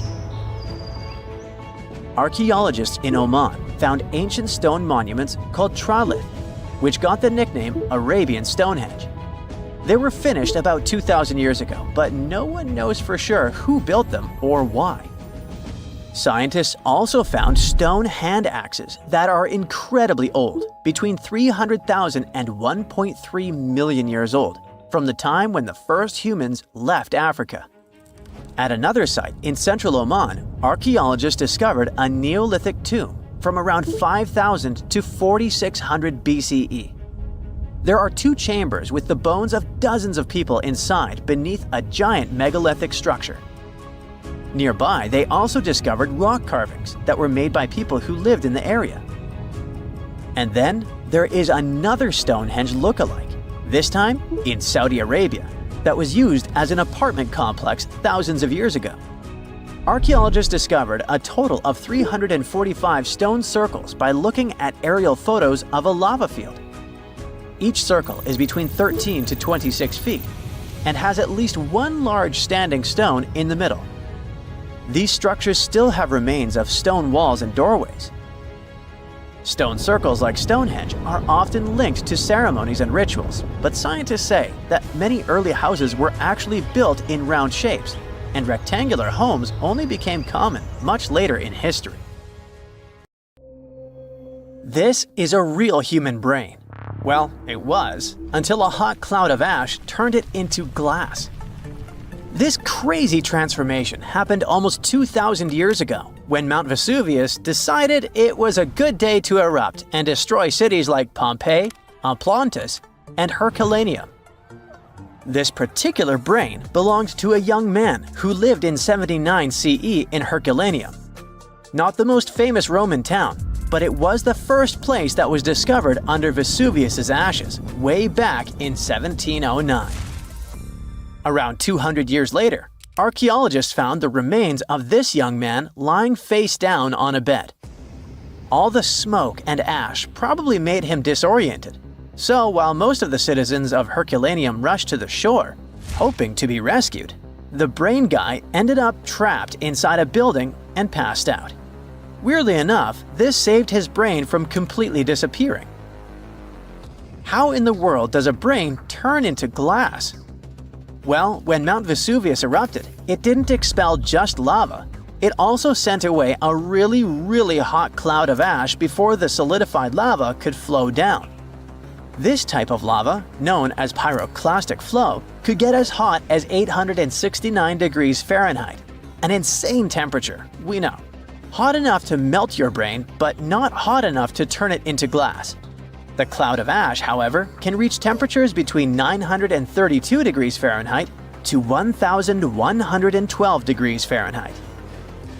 But to turn something into glass, you don't just need heat, you need rapid cooling too. To put it simply, you have to heat something to a very high temperature until it melts into a liquid. If you let it cool down slowly, the molecules of this liquid will start to calmly organize themselves in the shape of crystals. But if this something cools down super fast, it will solidify in whatever shape the liquid was. It's like making ice cubes. If you pour water into a tray and stick it in the freezer, it will turn into ice because it cools down quickly. But if you leave the water out at room temperature, it'll just evaporate. This means that the brain melted due to a really high temperature, but before it could crystallize, for example, or just boil away, it got really cold. The flow from the eruption was not hot enough for this to happen, but the cloud of ash that reached town before the pyroclastic flow was hot enough to start this process, and fast enough to leave just at the right time. To figure out the exact temperature needed for this brain-to-glass transformation, scientists used a technique called differential scanning calorimetry. This fancy name basically means that they heat up glass shards to see when they start to change shape. They discovered that the cloud of ash had to be exactly 950 degrees Fahrenheit hot for the brain cells to start melting. Now, remember how I said this guy was inside a building, but most of the citizens were outside?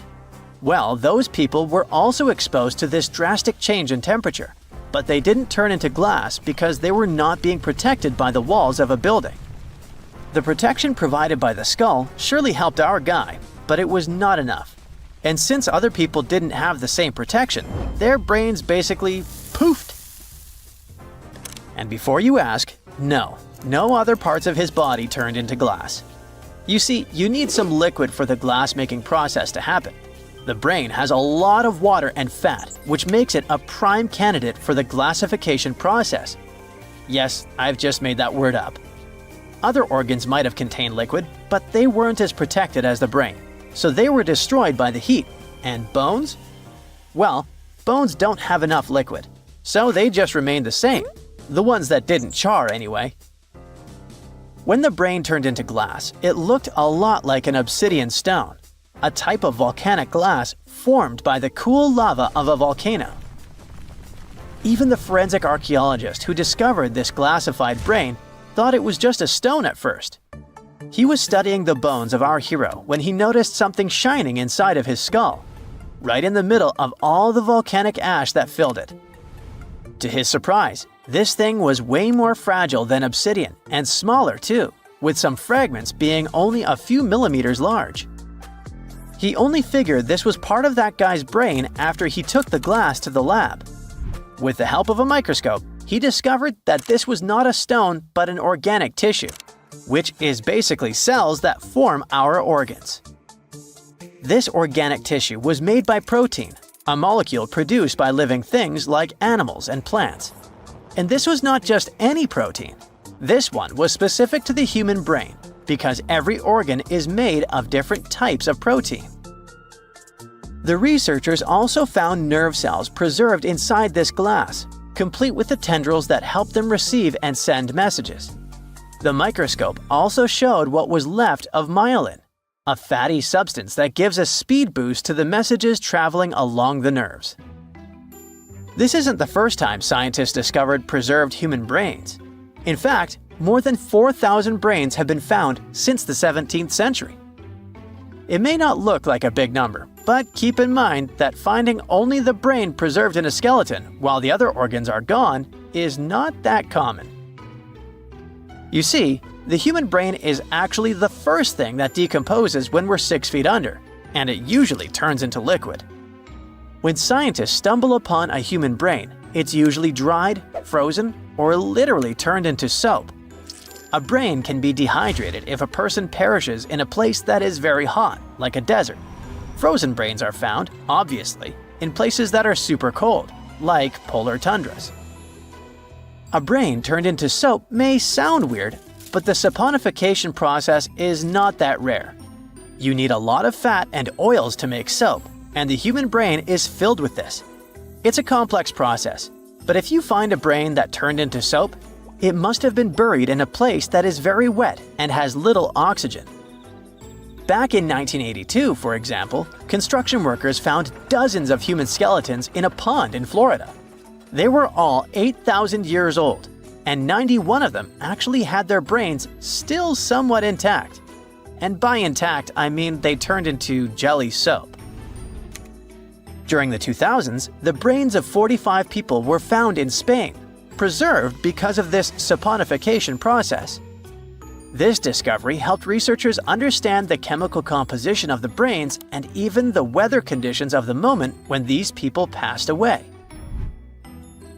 Scientists also discovered two 3,700-year-old brains in Turkey that belonged to a middle-aged man and a teenager that were trying to escape an attack on their city. This time, the brains turned into charcoal because of a super hot fire. And even though their skulls preserved the brains in this state, the heating and cooling process was probably not intense enough to glassify them. But this? It's the first time in history that scientists have found a brain that naturally turned into glass. It's like finding a unicorn, but in a more scientific way. So what does this discovery mean? Well, for starters, it gives us a glimpse into the lives of those who existed such a long time ago. Secondly, it taught scientists an amazing way to preserve the human brain. It also shows just how powerful nature can be. Powerful enough to turn a brain into glass, but delicate enough to preserve it for thousands of years. So, let's give a shout out to the young man who unknowingly contributed to science. He probably had no idea that his brain would one day be the star of a groundbreaking discovery. His tragic end has given us a fascinating peek into the past. Ooh, from giant spiders to venomous snakes, we all get freaked out by Australian creatures. Yeah, me too. But newly discovered fossils show that things were way more dangerous 120 million years ago, when this land was completely ruled by massive razor-clawed megaraptors. Yeah, I'm glad I wasn't around then. These dinosaurs were about 26 feet long and walked on 2 legs, just like the famous T-Rex. They were fast, fierce hunters, with a superpower: their hug. Yep, their massive, muscular forearms had huge curved claws, perfect for grabbing and holding onto prey. Uh-oh. They would wrap their arms around their poor victims, just like a hug, and trap them with no chance of escape. And even though their teeth were quite small, they were still sharp enough to rip through flesh. The first time we heard about megaraptors was in the late 90s, when a paleontologist discovered their fossils in the region of Patagonia, Argentina. Since then, no one has ever found a complete skeleton, only fragments. But probably the most important one yet was uncovered in Australia at the beginning of this year. Researchers were exploring Victoria's stunning coastline when they stumbled upon megaraptor fossils. First, they spotted bones from its lower legs and a few vertebrae washed up on the beach.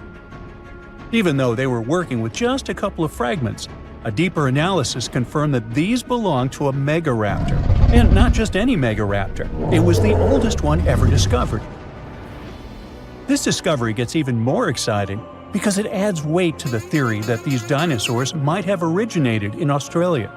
But we already knew that they roamed the land down under since early 2023, when researchers found the top of a megaraptor skull in the country.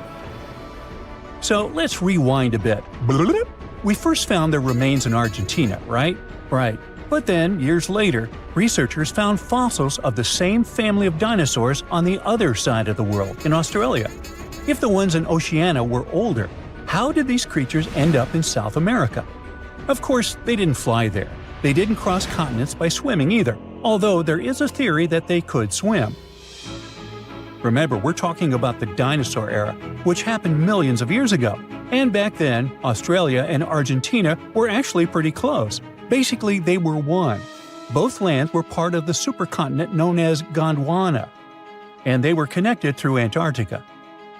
Wait, but wasn't this path freezing? I mean, yeah, these dinos had to pass through Antarctica to get to their destination, but they weren't freezing their tails off. This all happened during the mid-Cretaceous period, when the weather was super warm. Back then, the poles were covered in plants, not ice. So let's just say they took full advantage of the good weather to make the crossing. Now, about 180 million years ago, Gondwana started to break apart. At some point, Australia drifted away from the supercontinent, cutting it off from other landmasses, including South America. That's why the same dinosaurs showed up in completely different parts of the world. Mystery solved. Now, let's get back to that recent discovery. The researchers didn't just find a few traces of megaraptors on the beach. In total, they uncovered 250 dinosaur bones at the site, but only 5 of them were really important. They belonged to 3 different species of dinosaurs that, as it turns out, all lived in Victoria at the same time. So yeah, we've already talked about those first 2 bones. They were from the megaraptor. Next, we have a shin bone from a Onenlagiine.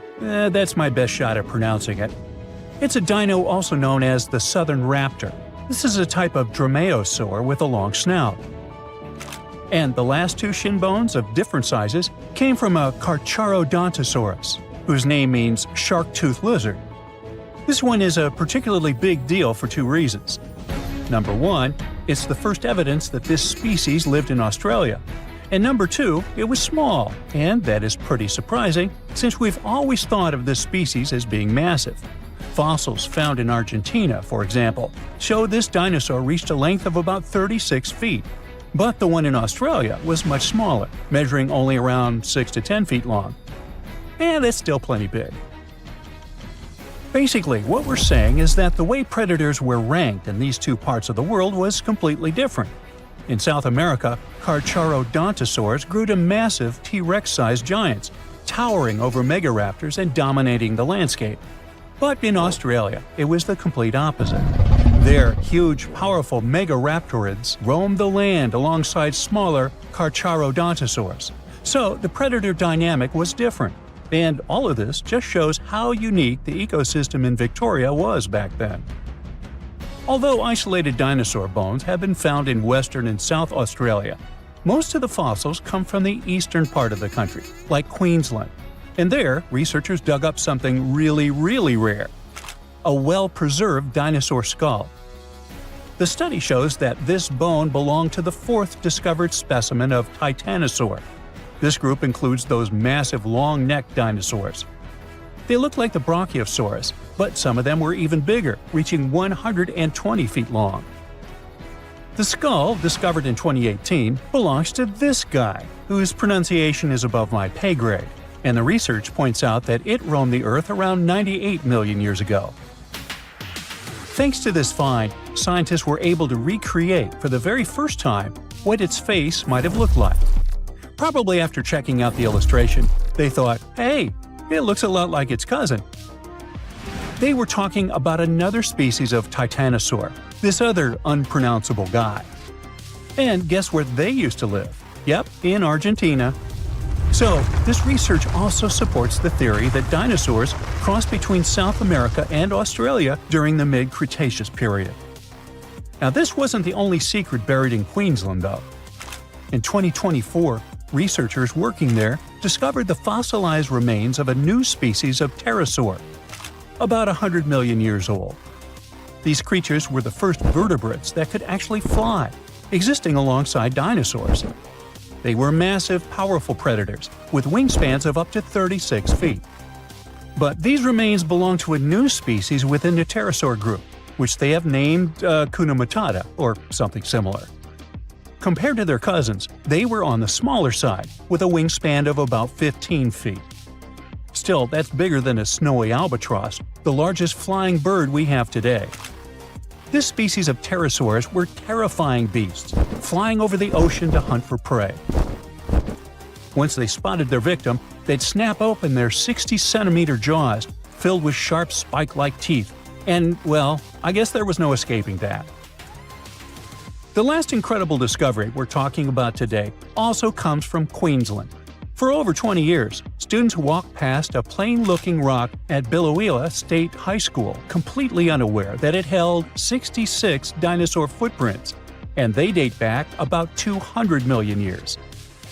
These prints were made by a group of these Latin-named guys. They were small dinosaurs with 3 toes on each foot, and it seems like they were all over Queensland around that early Jurassic period. The rock they found at the school worked like a snapshot, giving us a better idea of what these dinosaurs were like and how they behaved. After taking a closer look, researchers found that the footprints came from 47 individual dinosaurs. This group was probably walking along or maybe crossing a waterway when their footprints got marked in the white clay. And the study also discovered that they were likely moving at less than 4 miles per hour at the time. So we only discovered those marks in Australia. But fossils of the same species found in other countries showed that they had these long legs, a big chunky body, short arms, and this tiny head with a beak. But honestly, they don't sound as scary when you realize they only ate plants. Whew. Beneath the sands of Luxor, scientists found something that was perhaps never meant to be found. Over 1,000 decorated stone blocks that belonged to the ruined temple of a woman pharaoh. It got us thinking, why was this temple so brutally destroyed, and who was this woman? Her name is Hatshepsut, and she is now considered one of Egypt's greatest pharaohs, but for a long time, history almost forgot her. She ruled during the 18th dynasty, from around 1479 to 1458 BCE. She's remembered for her ambitious building projects, successful military campaigns, and flourishing trade expeditions. It turns out she was one out of 4 women to take the title of pharaoh in Egyptian history.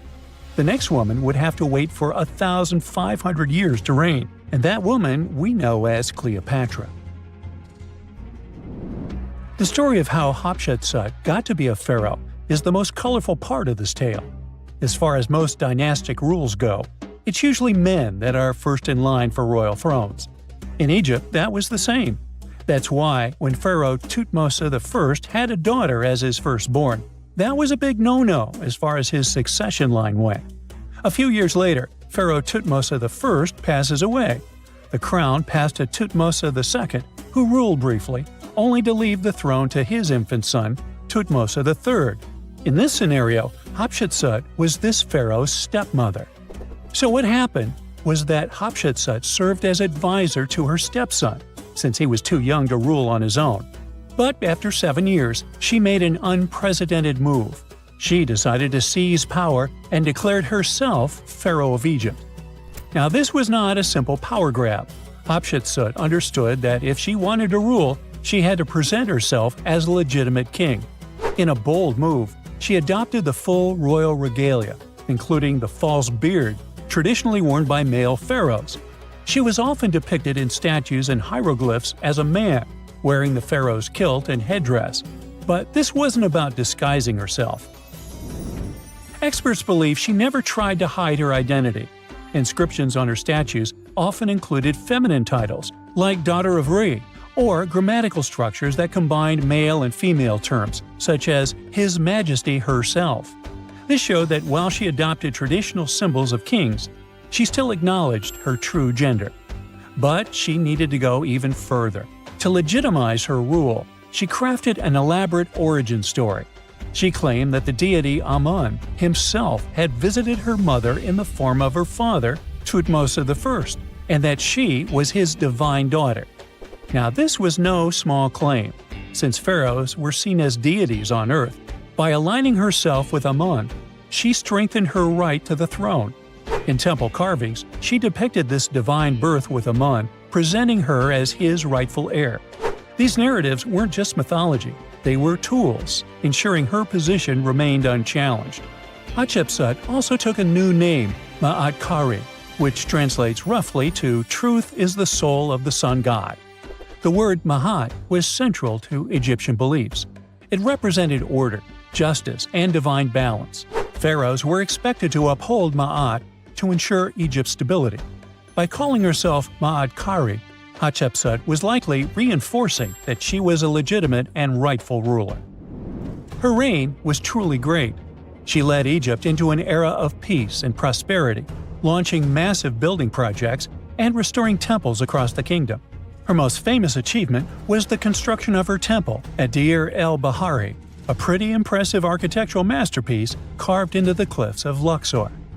Hatshepsut initiated one of the most ambitious construction projects in ancient Egyptian history, commissioning monuments, temples, and obelisks to immortalize her reign. It's argued that she continued with the construction of the Avenue of the Sphinxes, a grand road lined with statues leading to the Karnak Temple. For many, her shining architectural achievement was the towering obelisk she had carved from single pieces of granite. One of these, weighing over 320 tons, still stands today. Now, beyond building, she expanded Egypt's influence through trade. She sent an expedition to the mysterious land of Punt, believed to be modern-day Somalia or Eritrea, bringing back riches like gold, ivory, and exotic animals. Her fleet of ships sailing the Red Sea marked the first recorded trade mission of its kind, establishing economic ties that would benefit Egypt for generations. Yet, for all of her success, something strange happened after Hatshepsut passed away. Her successor, aka her stepson Thutmos III, who had been overshadowed by her rule, took a drastic step. He ordered her name to be erased from history. Her statues were defaced, her inscriptions chiseled away, and her achievements credited to other rulers. It was as if she had never existed. Some believe Thutmos III wanted to reclaim his rightful place as pharaoh, while others suggest that later rulers, uncomfortable with the idea of a female pharaoh, sought to restore traditional male dominance. The story gets even more tragic. The power struggle between stepmother and stepson continues, since, even after her passing away, Thutmos III built his own temple right next to Hatshepsut's at the Valley of the Kings. But he built his temple with one deliberate modification. His monument was built 11 feet higher than hers. Mind you that this was no accident, it was a symbolic statement. He wanted to overshadow her legacy. But history had other plans. Hatshepsut's legacy started to be rediscovered in the 19th century, and it was only through careful archaeological investigation that her reign was properly recognized. Today, Hatshepsut is remembered as one of Egypt's greatest pharaohs. Her reign, once erased, has been reconstructed through constant archaeological discoveries, proving that her power and influence could not be so easily forgotten. Her resting place had been hidden in plain sight, her body removed from its original chamber in an effort to erase her from history. This final piece of evidence cemented her legacy, proving that even attempts to erase a pharaoh could not really do it. Hatshepsut's grand temple, Djeser-Djeseru, was a stunning architectural feat, designed to immortalize her reign and solidify her divine connection to Amun. But after her death, her successor, Thutmos III, launched that calculated effort to erase her legacy, and parts of her temple were dismantled. Historians still debate why. Was it a dynastic power move, an attempt to restore traditional male rule, or a bid to strengthen Thutmos III's claim to the throne? Maybe he was just a jerk. Whatever the reason, the destruction wasn't immediate. It happened decades after her death, suggesting it might not have been a personal revenge but a broader political strategy. Yet, despite these efforts, her temple endures, and so does her story, a defiant echo of Egypt's first great female pharaoh. Let's travel through space and time to another place. Dashur, Egypt, is known to be home to several resting places of people from ancient Egypt. In the year 2017, scientists uncovered a long-lost pyramid. They quickly called the Ministry of Tourism and Antiquities because they suspected it was going to be a big deal. Unlike most pyramids that were found in the area, this one was completely sealed. Lifting the capstone was a delicate process. When they finally managed to open the pyramid, they expected to find an undisturbed chamber. Instead, it was chaos. The place had been looted, and the personal items of the person that had passed away were scattered all over. But in the middle of the wreckage, they found a chest. Using the latest scanning technology, they managed to read the damaged hieroglyphs on its surface. What they found was unbelievable. The name inscribed there was as clear as day: Princess Hatshepsut. Ooh. The discovery made in 2017 also opened up a lot of questions. After further analysis, scientists discovered the remains belonged to another Hatshepsut. It belonged to a princess that lived during Egypt's 13th dynasty. The fact that her resting place had been looted before it was sealed made scientists wonder, were these ancient people trying to hide something about this public figure? And why is there almost no record about her in ancient Egyptian history? Ooh, stay tuned. Miles and miles of yellow sand, treeless mountain ridges, and scorching hot sun over your head. And suddenly, something you'd never expect to come across in a barren desert. A small group of overexcited people. They're as happy as you would be if you'd won a lottery. They've just found an ancient tomb, once flooded with its walls in bad shape. But the stuff they discovered inside proves that this is the burial site of one of Egypt's most mysterious pharaohs.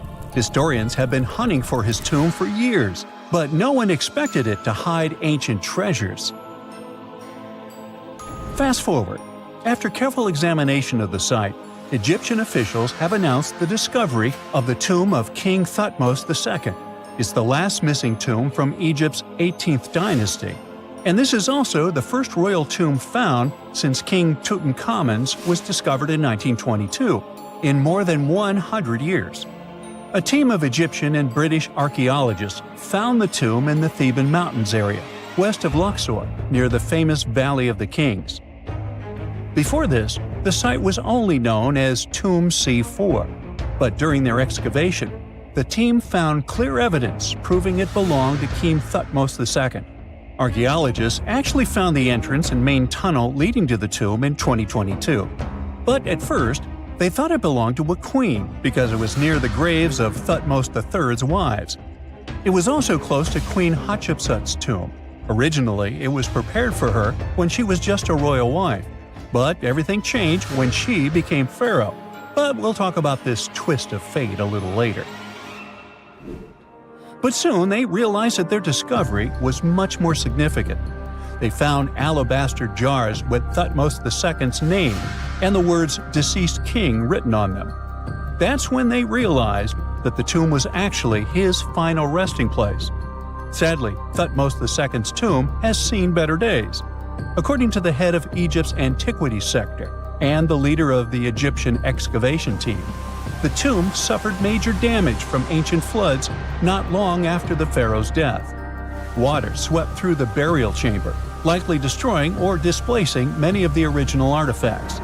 Much of what had been once inside the tomb was moved elsewhere in an attempt to salvage it. The researchers found out that the tomb had a basic design, with an entrance, a sloping main corridor, and a burial chamber. The corridor was coated in white plaster and rose about 4.5 feet above the floor of the burial chamber. A large staircase and a very large descending corridor of the tomb indicated its grandeur. It took the team a long time to navigate through, though, as the tomb was blocked by flood debris and collapsed ceilings.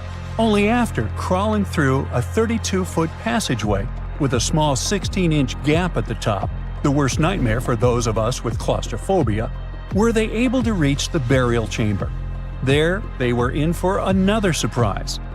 They cleared the debris, expecting to find the crushed remains of a burial beneath. But the tomb turned out to be completely empty, and it was not due to robbery. It had been deliberately emptied.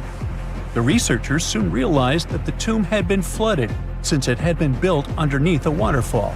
It happened just a few years after the king's burial, so the contents of the tomb were moved to another location. That's why there was a second corridor in the tomb. It was most likely made to help remove King Thutmos II's body from his flooded tomb. Despite the damage, the excavation team made some really exciting discoveries. They found traces of mortar decorated with blue inscriptions, yellow stars, and fragments from the Book of Abidos, one of the most significant funerary texts in ancient Egypt. The book was meant to guide the deceased through the underworld, ensuring a safe journey to the afterlife. Now, how about we sneak a peek at ancient Egypt's 18th dynasty? It was all about conquering lands, expanding the empire, and building jaw-dropping monuments. Some of the biggest names from that era, Thutmos I and Thutmos III, both legendary warrior kings who left their mark in history. Thutmos I was a fierce fighter who led major military campaigns, pushing Egypt's border further south than ever before, all the way to the fourth cataract of the Nile. His victories gave Egypt access to new trade routes, stronger political ties, and more wealth. His conquests were so significant that they were recorded in the tombs of his top officials. Thutmos III, sometimes called Thutmos the Great, took things even further. He was not only an incredible military strategist, but also the commander of Pharaoh Hatshepsut's armies before becoming king himself. He led between 17 and 20 military campaigns, winning every single one and expanding Egypt's empire to its peak. He even created the world's first navy. Thutmos III is often remembered as Egypt's greatest warrior pharaoh. And sandwiched between these two powerhouses was Thutmos II, a pharaoh who doesn't get nearly as much attention. Hey, the middle child, right? His reign lasted only about 5 years before he passed away at around age 30 in 1479 BCE. He is kind of a mystery. No one really knows what he accomplished. For the longest time, even the location of his burial site was totally unknown. His body was actually found in the 19th century. It was just lying around in the mortuary temple of Deir el-Bahari, in a secret chamber where priests used to hide royal mummies centuries after their original tombs were looted by grave robbers. In other words, Thutmos II's body must have been moved from his original resting place at some point in history to protect it. During his lifetime, Thutmos II made at least one major impact on Egyptian history. He married his half-sister Hatshepsut. That might not sound like a big deal, but it helped her become Egypt's greatest female pharaoh after he passed. The catch? She kept her stepson, Thutmos III, off the throne for decades. When he finally took power, he erased her name from history out of spite. And still, Hatshepsut is one of Egypt's greatest pharaohs, no matter if you're talking about a man or a woman. She brought a lot of wealth and art to Egypt. She led a big trading trip to a place called Punt, where she brought back things like gold, ebony, and incense. She also made sure her name lasted by building amazing structures that we can still see today. At Karnak, she added huge obelisks. One of them is still standing tall. She also was the one to build the Temple of Deir el-Bahari with its countless columns. She was buried there. Interestingly, Hatshepsut was often shown in art as a man with muscles and a beard, like how pharaohs were usually depicted. But she made sure there was always something in the artwork that reminded people she was a woman, like calling herself Daughter of Re or His Majesty herself.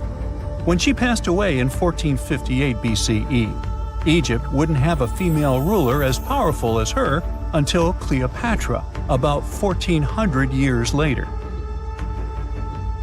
According to Egypt's Supreme Council of Antiquities Secretary General, isn't that a mouthful?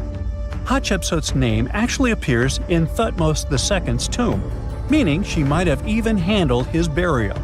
As for their final resting places, well, Hatshepsut was buried in the Valley of the Kings, and Thutmos II's mummy is now in the National Museum of Egyptian Civilization, alongside other ancient Egyptian rulers. It gives visitors a rare chance to see the remains of a nearly forgotten pharaoh. Now, experts consider the discovery of his tomb to be one of the most significant in recent years. The artifacts found there add important details to our understanding of the history of the region and Thutmos II's rule. And even though the tomb's design is fairly simple and follows the same architectural style preferred by later Egyptian rulers, its historical importance is undeniable. In any case, the mission isn't over yet. Archaeologists are now focusing on solving another mystery. Where did the rest of the tomb's contents end up? The team is determined to continue their search. Who knows what other secrets they will uncover that have remained hidden beneath the sands for thousands of years. Footsteps pounded behind him. Heart racing, he lunged toward the towering statue, fingers fumbling with the hidden crevice. No time. He shoved it inside just as shouts closed in. A deep breath, loud heartbeat. Then he ran, vanishing into the dark, leaving his secret buried in stone, waiting to be found. Throughout history, statues haven't just been silent guardians of the past. They've been hiding places for secrets, some deliberately sealed away, others stumbled upon by pure chance. See the most mysterious of them. In 2016, as Australian experts prepared a 645-year-old statue for auction, they uncovered a hidden secret, an ancient banknote tucked inside its hollowed head.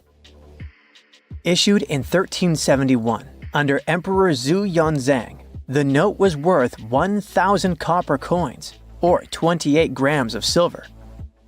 More strikingly, it carried a grim warning. Despite passing through multiple owners, the hidden bill remained undiscovered for centuries. A rare relic from an era when paper money was still a novelty, the note was soon listed for auction, its journey through time continuing into the modern world. Statues became more than just symbols. They were guardians, keepers of history, and sometimes even life-saving tools.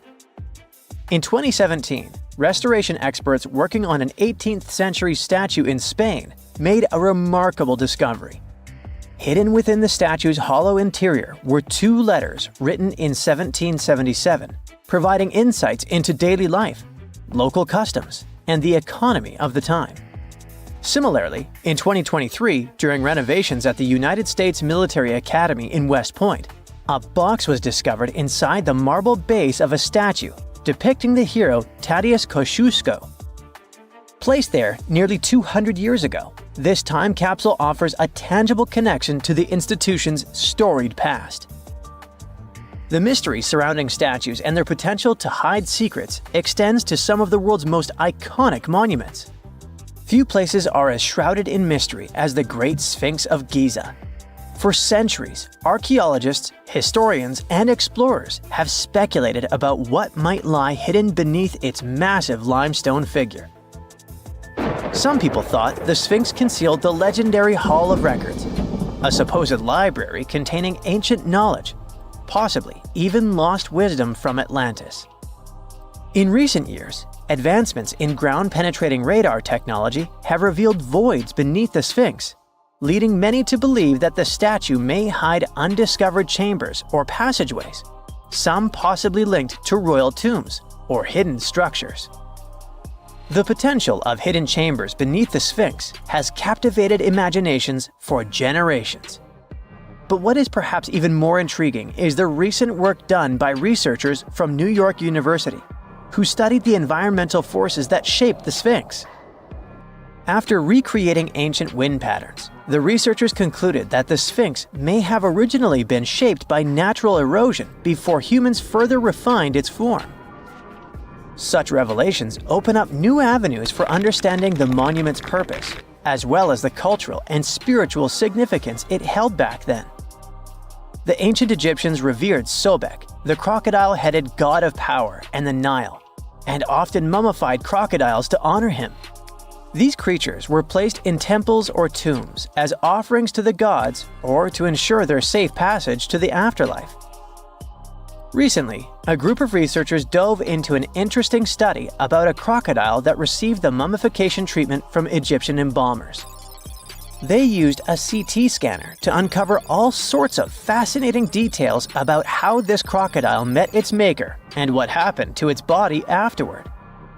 For the ancient Egyptians, animals weren't just pets, they were major players in their rituals, acting as a bridge between humans and the deities. Hawks, for example, were associated with Horus, the sun deity, since their flight brought them closer to the sun. Cats were linked to Bastet, the fierce and protective mother deity. Crocodiles were among the favorite animals for mummification. These reptiles were seen as symbols of Sobek, the lord of the Nile, whose presence announced the annual flooding that brought much-needed water and fertile soil for farming. In the past, studying such artifacts could mean damaging the mummy, but thanks to modern imaging techniques, the researchers were able to examine the crocodile while keeping it intact. X-rays and CT scans revealed that the crocodile's digestive system was packed with small stones called gastroliths, which crocs often ingest to aid digestion and maintain buoyancy. Amid those stones, they even found a metal fish hook and a fish. This suggests that large mummified crocodiles were likely caught in the wild using hooks baited with fish. This almost aligns with what ancient Greek historians wrote about life in Egypt. Almost because the Greeks believed that Egyptians used pigs to lure the crocodiles. So, as you've noticed, researchers and archaeologists use cutting-edge technology and meticulous hands-on work to uncover the secrets of ancient civilizations. The process begins with surveys using ground-penetrating radar and 3D scanning to detect hidden chambers, tunnels, or anomalies beneath the surface. Once a promising site is identified, careful excavation begins. Layers of soil and debris are removed slowly, ensuring that no detail is lost. The exhibition of Rijksmuseum Museum in Amsterdam features a remarkable 15th century Tibetan gilt copper statue of Guhya Samaja Akshobhya. This figure, symbolizing the unity of opposing forces and a higher state of enlightenment, was previously unknown to the museum's collection. Recent examinations of this statue have revealed hidden relics and scrolls within its hollow structure, offering profound insights into the religious practices of the time. The exhibition showcases over 75 masterpieces from Asia, including the newly acquired Guhya Samaja Akshobhya statue, highlighting the intricate craftsmanship and spiritual significance embedded within such artifacts. In the heart of Verona, a secret lay hidden for decades within the bronze statue of Juliet.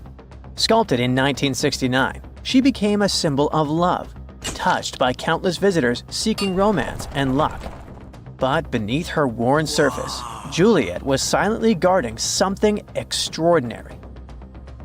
Over time, tiny cracks formed from years of affectionate caresses. Through them, lovers slipped letters, whispered confessions, desperate pleas, and eternal promises.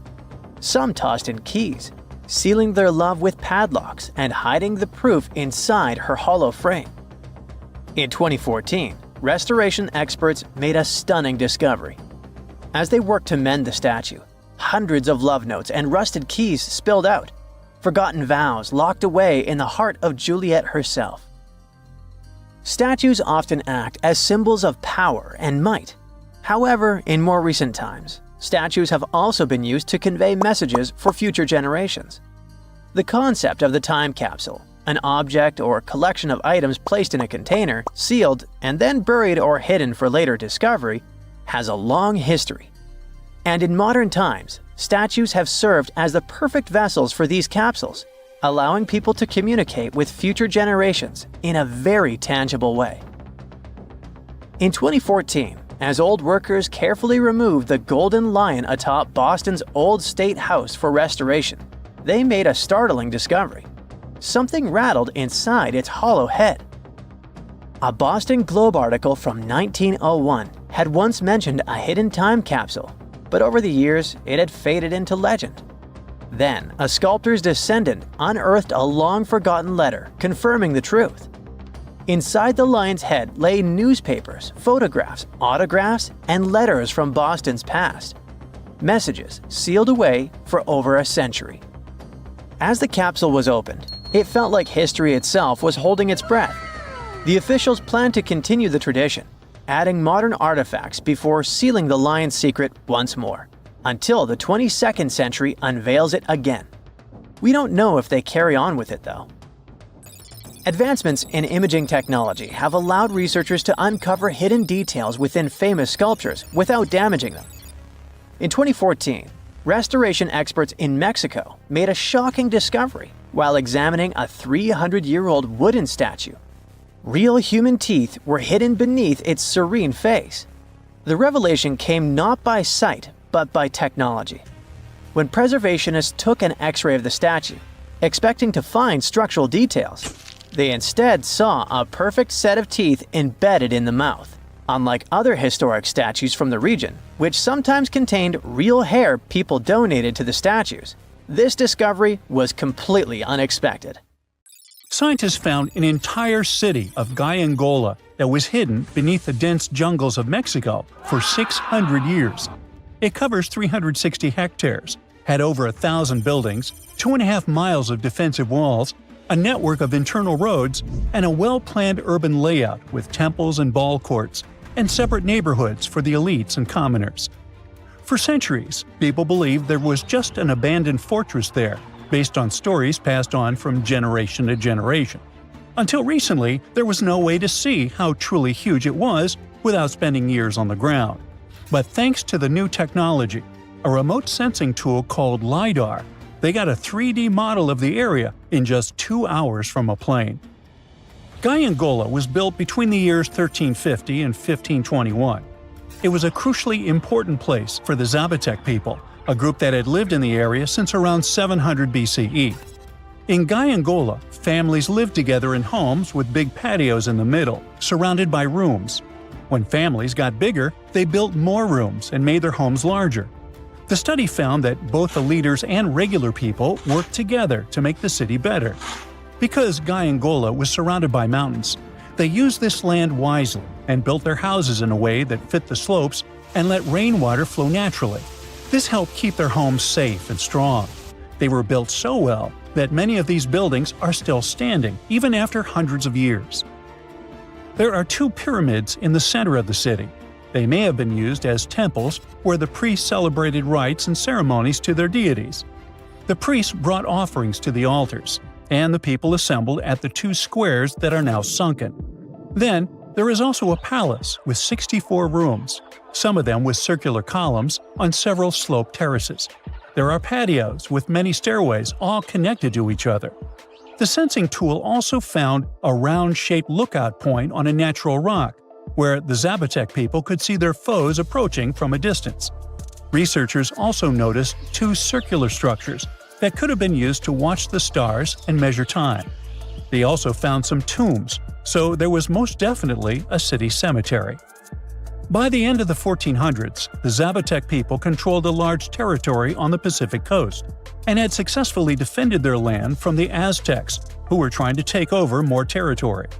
They did the almost impossible and survived a 7-month-long siege at Gaiangola.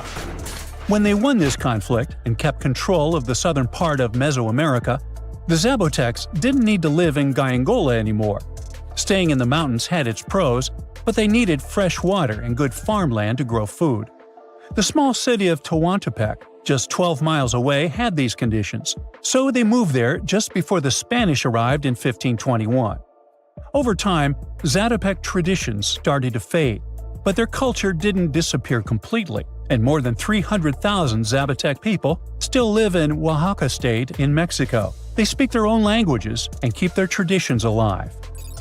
Creating the 3D model of the lost city is just the beginning of the research. Archaeologists hope that future studies of Gaiangola will help us learn more about how the Zapotecs were organized, how they ruled their cities, and how they interacted with the Spanish when they arrived. They plan to study all 1,100 buildings found in the LiDAR scan, and it will take a few years. Instead of digging up the ruins, they will use special technology to scan the land and learn more about the city without damaging it. This same tech helped scientists find another massive ancient city that lay hidden beneath the thick green canopy of the Amazon forest. A whole network of houses, plazas, roads, and canals was hiding in the shadow of a mighty volcano. For centuries, many scientists assumed that ancient Amazonian people lived in tiny huts, clearing patches of land to survive. But this city, built 2,500 years ago and inhabited for 1,000 years, proves the opposite. Now, scientists think tens of thousands or even hundreds of thousands of people lived in complex urban societies. Scanning the area found 6,000 rectangular platforms, each measuring around 66 by 33 feet, and standing 6 to 9 feet high. These structures were arranged in clusters around central plazas, with straight roads with perfect right angles and paths connecting them. One of the roads was 16 miles long.